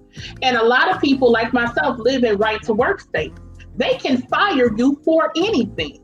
They don't have to come with any whatever. If they want to get rid of you, they can. And I understand what you're saying about in certain situations and instances and things, and I think that's good information for that. But in a general sense, when people are going out looking for work, when they're interviewing, when they're in these different processes, these major companies and corporations and whatnot, they're not going to directly say anything about your hair. It's going to affect, though, in the hiring practices, how much you're going to get paid, in promotions, and what departments and stuff that you will work in. They will never, most places, now the cases where people have really sued has been where it's something outward has been said or noted. But in most cases, it's going to be unspoken. The same idea of what's understood doesn't need to be explained. They're not going to tell you that. They're just not going to hire you. So a lot of Black women going into corporate America will then give themselves what they feel is the best chance at landing the job. They will give themselves what they feel is the best chance at landing the opportunity. And a lot of times that best chance is wearing that bob in your hair, or getting that silk press, or wearing the straight long weave that's more conducive to quote unquote that environment in a white professional environment, because we have to survive, we have to eat, we have to live, people have to take care of children, and those become very pressing issues. So that's why I was saying with some Black women, it is a real thing. It's not always a scenario where you're in the job already and then you go natural and then something else happens or somebody says something. In those cases, I think you gave good information. But in a lot of equations, that's not what they're saying. Like I said, in right to work states, they don't have to tell you anything. They can just fire you, like legally fire you, and you out of there. So these are real issues that people are contending with.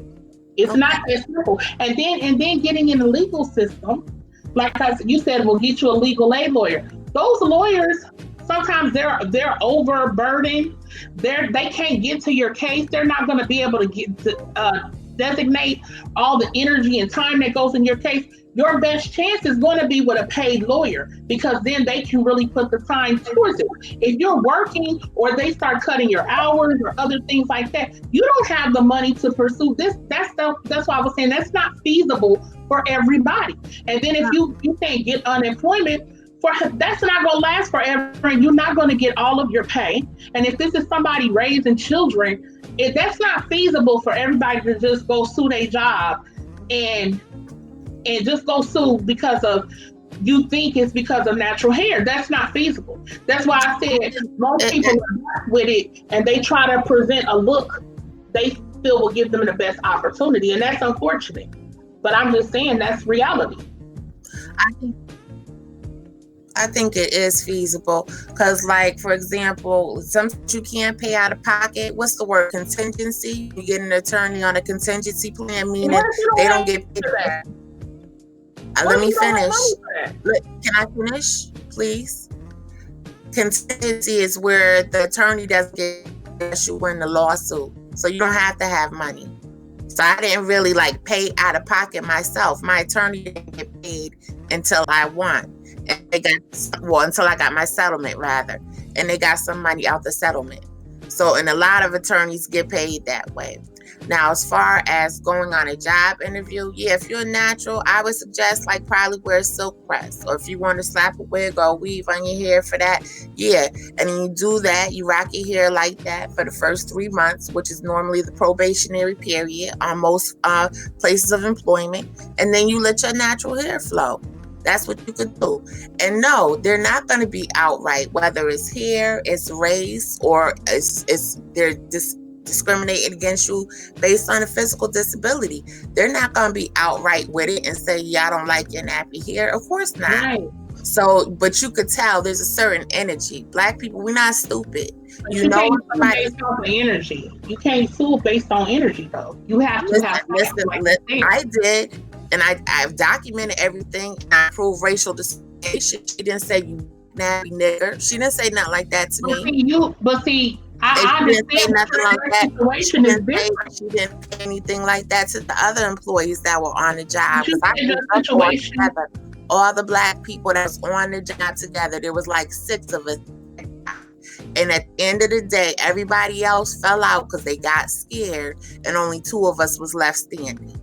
Okay, but see, again, that's something different than what I'm talking about. Though. It's not. No, it's not. Yes, it is. And you talked about being disabled or whatever, things like that. That's totally different than what I'm saying. And you're saying it's a certain energy, but you can't sue off of the energy. The first thing you said, the contingency thing, that's usually built upon cases where people have an accident, a car accident, some other accident at work, something like that, where there seems like a clear-cut way for this person is going to win this lawsuit.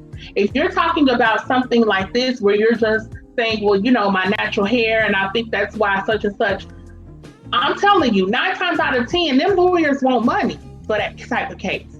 That's different than somebody hit and run accident. With the law, especially being passed in California, and I think it was passed in New York right now, natural hair is hot. And natural hair discrimination is hot. The attorneys are going to jump on them cases left and right. Still have to have again, like I said, the attorney could get paid on contingency. So there's really not an excuse to do that. There's really not. You say there's not an and you excuse could document, because because like I said, they're not gonna say, I don't like your nappy hair. What they're gonna start doing is harassing you on the job. Like saying your work is a problem. As long as your work isn't a problem, as long as your work is not a problem, as long as you're not having problems with tardiness or absenteeism and stuff like that. That's why I said you document everything and you write it down verbatim and what witnesses will do. States, they can fire you. I don't care if you're in a right to work state. They cannot fire you for racial discrimination. You're saying they can fire you for racial discrimination? You really expect people to believe that? They cannot fire you for being black. They cannot fire you for having a black feature, which is nappy hair. I'm not going to believe that. Can I be heard? It's too many layers and levels to that. And even if natural hair cases are coming around, you still have to have proof and evidence based upon your hair. And if it's based upon your hair and they're then starting to make things more difficult for you and nitpick you and find other reasons, you still have to be able to prove that that was a direct result from you changing your hair. And that's what I'm saying. That's the difficult part. And you're talking about major companies and corporations that have loopholes, that have already policies and things written up. They have access to high-powered lawyers. So to just make it as if there's no excuse, this is just so feasible for everybody. There is no excuse. I work the dialysis company. And then you said there's no excuse. Went on to say, well, do a silk press or straighten your hair out or slap a wig on to get an interview. That's what I'm talking about. That's exactly what I'm talking about. We're talking about those are two different things. Those are two different things. But you said there's no excuse to wear weave, right? So that means there's no. Those are two different things. Justify wearing it to get a job, proving my point. What did I talk about? Can I be heard? Wearing these type of things, employment. To get better jobs. Let nobody finish. What I talked about in the chat is when you are already working I could sue there, and you started off saying no, that doesn't work for everybody. Then when I came up here and said the same thing and how to go about it, you switched it up to looking for a job. I said, well, yeah, when you're looking for a job, it's employment means everything. That means looking for a job, getting a job, having a job. Employment. No, employment means employment. No, I'm talking about the whole thing. And in fact, I've talked about that multiple times in terms of the hair. I'm not talking about somebody who's just at a job. I'm talking about the whole process. When I say employment, I literally mean that. Employment, the whole picture. Yeah, I know OJ's been waiting patient. I know he's trying to get in the chat. Yeah, we heard you, OJ. You was muted. Oh, now I don't hear you. Are you trying to talk now? Now I don't hear you. I'm sorry. Me and Fran. Yeah, probably going back and forth. I'm sorry. OJ, because we could hear you, so come back.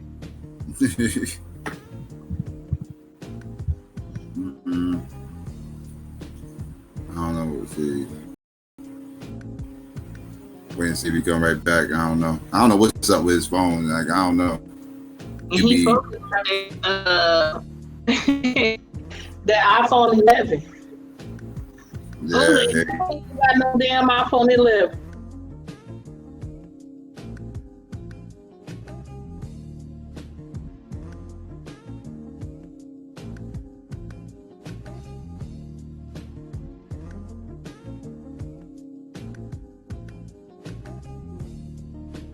I want to thank Fran Brown for coming, because if I would say something similar to that, you already know I hate black women.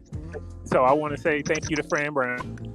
You're welcome. I didn't want you to touch on this because I was going to say something, and then because honestly, that Barbie, she hit you guys with a body bag. Like, she wasn't impolite. She just said basically, look, you guys wear different type of textures of hair. I talk bad about black women for having this type of hair, so just leave me alone. That's all. streaming offline. It's not even protecting her or anything like that. It's just like she said what she said, and if y'all wouldn't have harassed her, she wouldn't have said nothing. Like she would have just kept her damn box braids and kept it moving. Now on the point, because you went through a whole ahistorical tirade on how it became, how weaves became popular or whatever. A lot of this stuff, like, because like sometimes when people get weave, they still get their hair pressed. So people don't have no problem getting their hair pressed. Hell, people press the weave. Like, so I don't know, like, how, I don't know how you're saying, like, oh, these processes created this, but what it is, I mean, they're still doing that. Like, when girls get weave, they'll, they style the weave with the damn pressing comb, or with the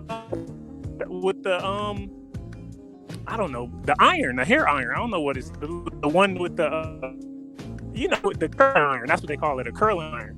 They style it with the curling iron. Like, so I don't know where it came from. And then as far as, gaining employment, you can just take it and say, hey, I'm not gonna cut my hair to get a job. Black dudes do that all the time. Sometimes they'll be like, hey, I want to go into the military. But they're like, oh, well, the military requires me to cut my dreads. I've been cutting my dreads for 10 years. I'm just not going to the military. Like, I'm going to get a different type of job. Like, so you can take a stand on your own. And it's not to say that, and also, I want to say this. Black dudes don't have black dudes get discriminated against for hair a ton, just like black women. And also, black dudes, they wear their hair. Like right now, I'm growing my hair up, and my hair is just as cool as when I had waves. So, like, black dudes don't necessarily have a stigma, and you say it's because we're not discriminated against or something, but we are discriminated against. In the 70s, in the 60s and 70s and 50s, it was wearing combs. But Sam Cooke was like, yo, I'm tired of wearing a comb. That shit looks stupid. My hair is nappy. And so his hair is nappy. His hair was nappy, and now other black people's hair is nappy. And this was at a time where we couldn't get jobs not having nappy hair. Like, the same stuff applied. They was like, yo, we happy. And that's how you should be. Like, and the thing is, it's not necessarily per se. It's about the fact that they don't feel good looking without it. That's the main problem black dudes have. Like, if they can, like, hey, I'm quote unquote switch it up. But switching it up always mean weave. Like, it never mean I'm gonna wear my afro. It always mean, hey, I'm gonna get a weave, or I'm gonna get a purple lace front.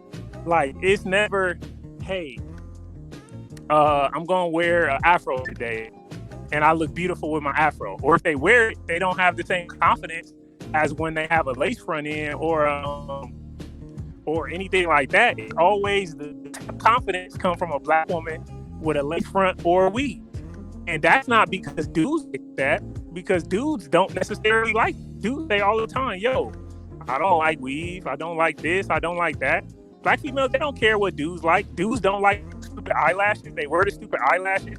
Dudes really don't like butt implants. They get the butt implants. Like, so it's like you guys use that as a cop-out, like that is a reason, but that's just a cop-out.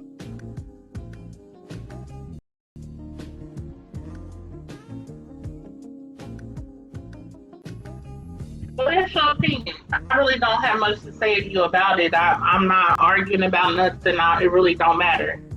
But it seems to me, from what you said, it seems then you're concerned about black women who wear weaves, self-esteem. Seems like that's what you're concerned about, because you said the problem is that they don't think they look good when they don't wear it. So that means you're concerned about those particular women's self-esteem.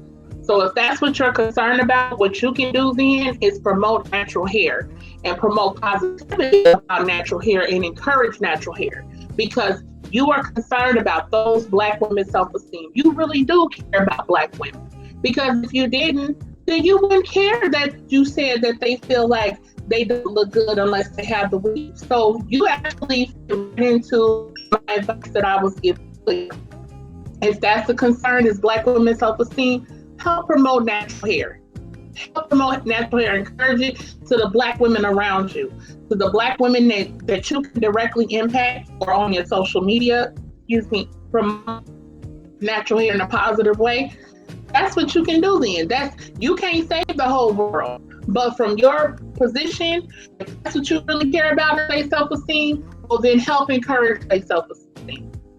If that's what you care. And like I said, you can say all that you want, and the discrimination doesn't really happen like that. That's your opinion, but the facts are that now you are seeing all these different policies about natural hair in 2019. If discrimination against Black women's hair in school and workplaces was not happening, you would not see legislation and policies changing on natural hair in 2019. So it ain't even worth debating about. Those are facts that can't even be debated about. You can have an opinion, you can have your own opinion, but you can't have your own facts. And those are facts. So that's all I got to say about it.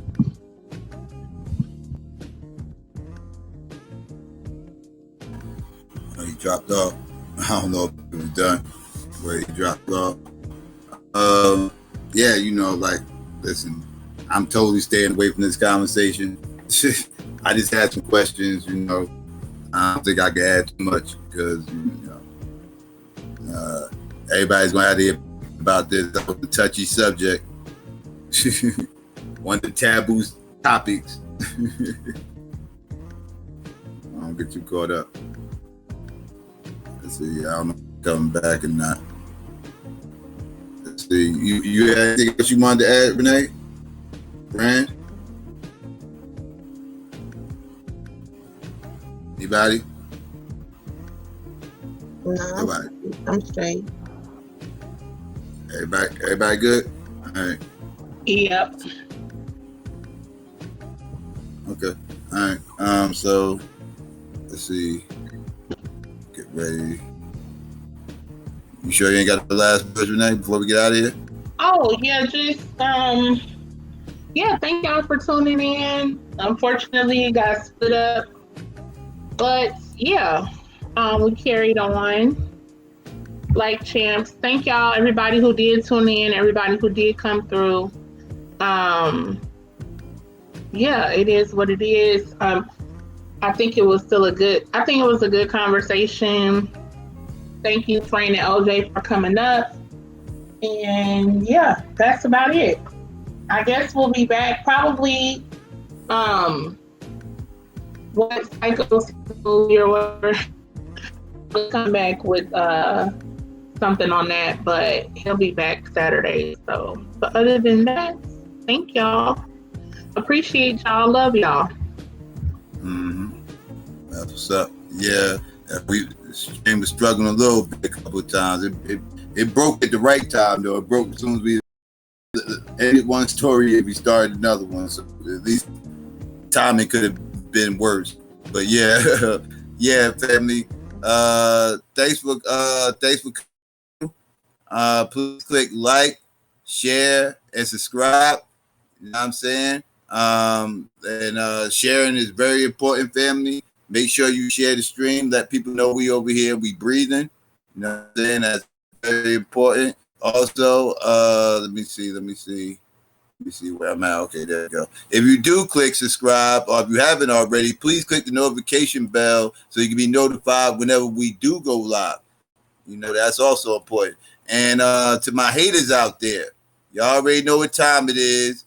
I know y'all showed up on the first stream. I ain't see y'all over at this one. Y'all must not made the y'all must not, y'all must not transferred over. But it's all good. Y'all might come back and listen to the playback. Please don't be afraid. Click dislike. You still share, and then you can kindly subscribe. You know what I'm saying? Because if you click dislike on this motherfucker, it's a good chance you probably on none of these motherfuckers right here. You probably don't even get me started. Anyways, yeah. Also, family, please consider becoming a Patreon so you can have access to any stream I do, whether I take it down or not. Also, you know, if you just want to support the channel. Also, I have no links on it, so you feel like the channel worth, that's what you donate. Also have exclusive content over there as well. And yeah, also family, follow me on Twitter and the gram at SYKOPATHeist, spelled the same way as the channel. And also please subscribe to the Black Building family. So when we do go live over there, you know, you can be notified as well. Keep track of everything we're doing. Also, family, as always, if you're looking for any graphics, artwork, designs, or logos, please consider hitting up our sister Renee at Renee Black Graphics on Facebook. Also, if you're looking for any t-shirts or hoodies, all custom designs, please consider hitting up a store as well. All these links will be in the description box as always. And yeah, like Renee said, you know, I'll be back on early Saturday.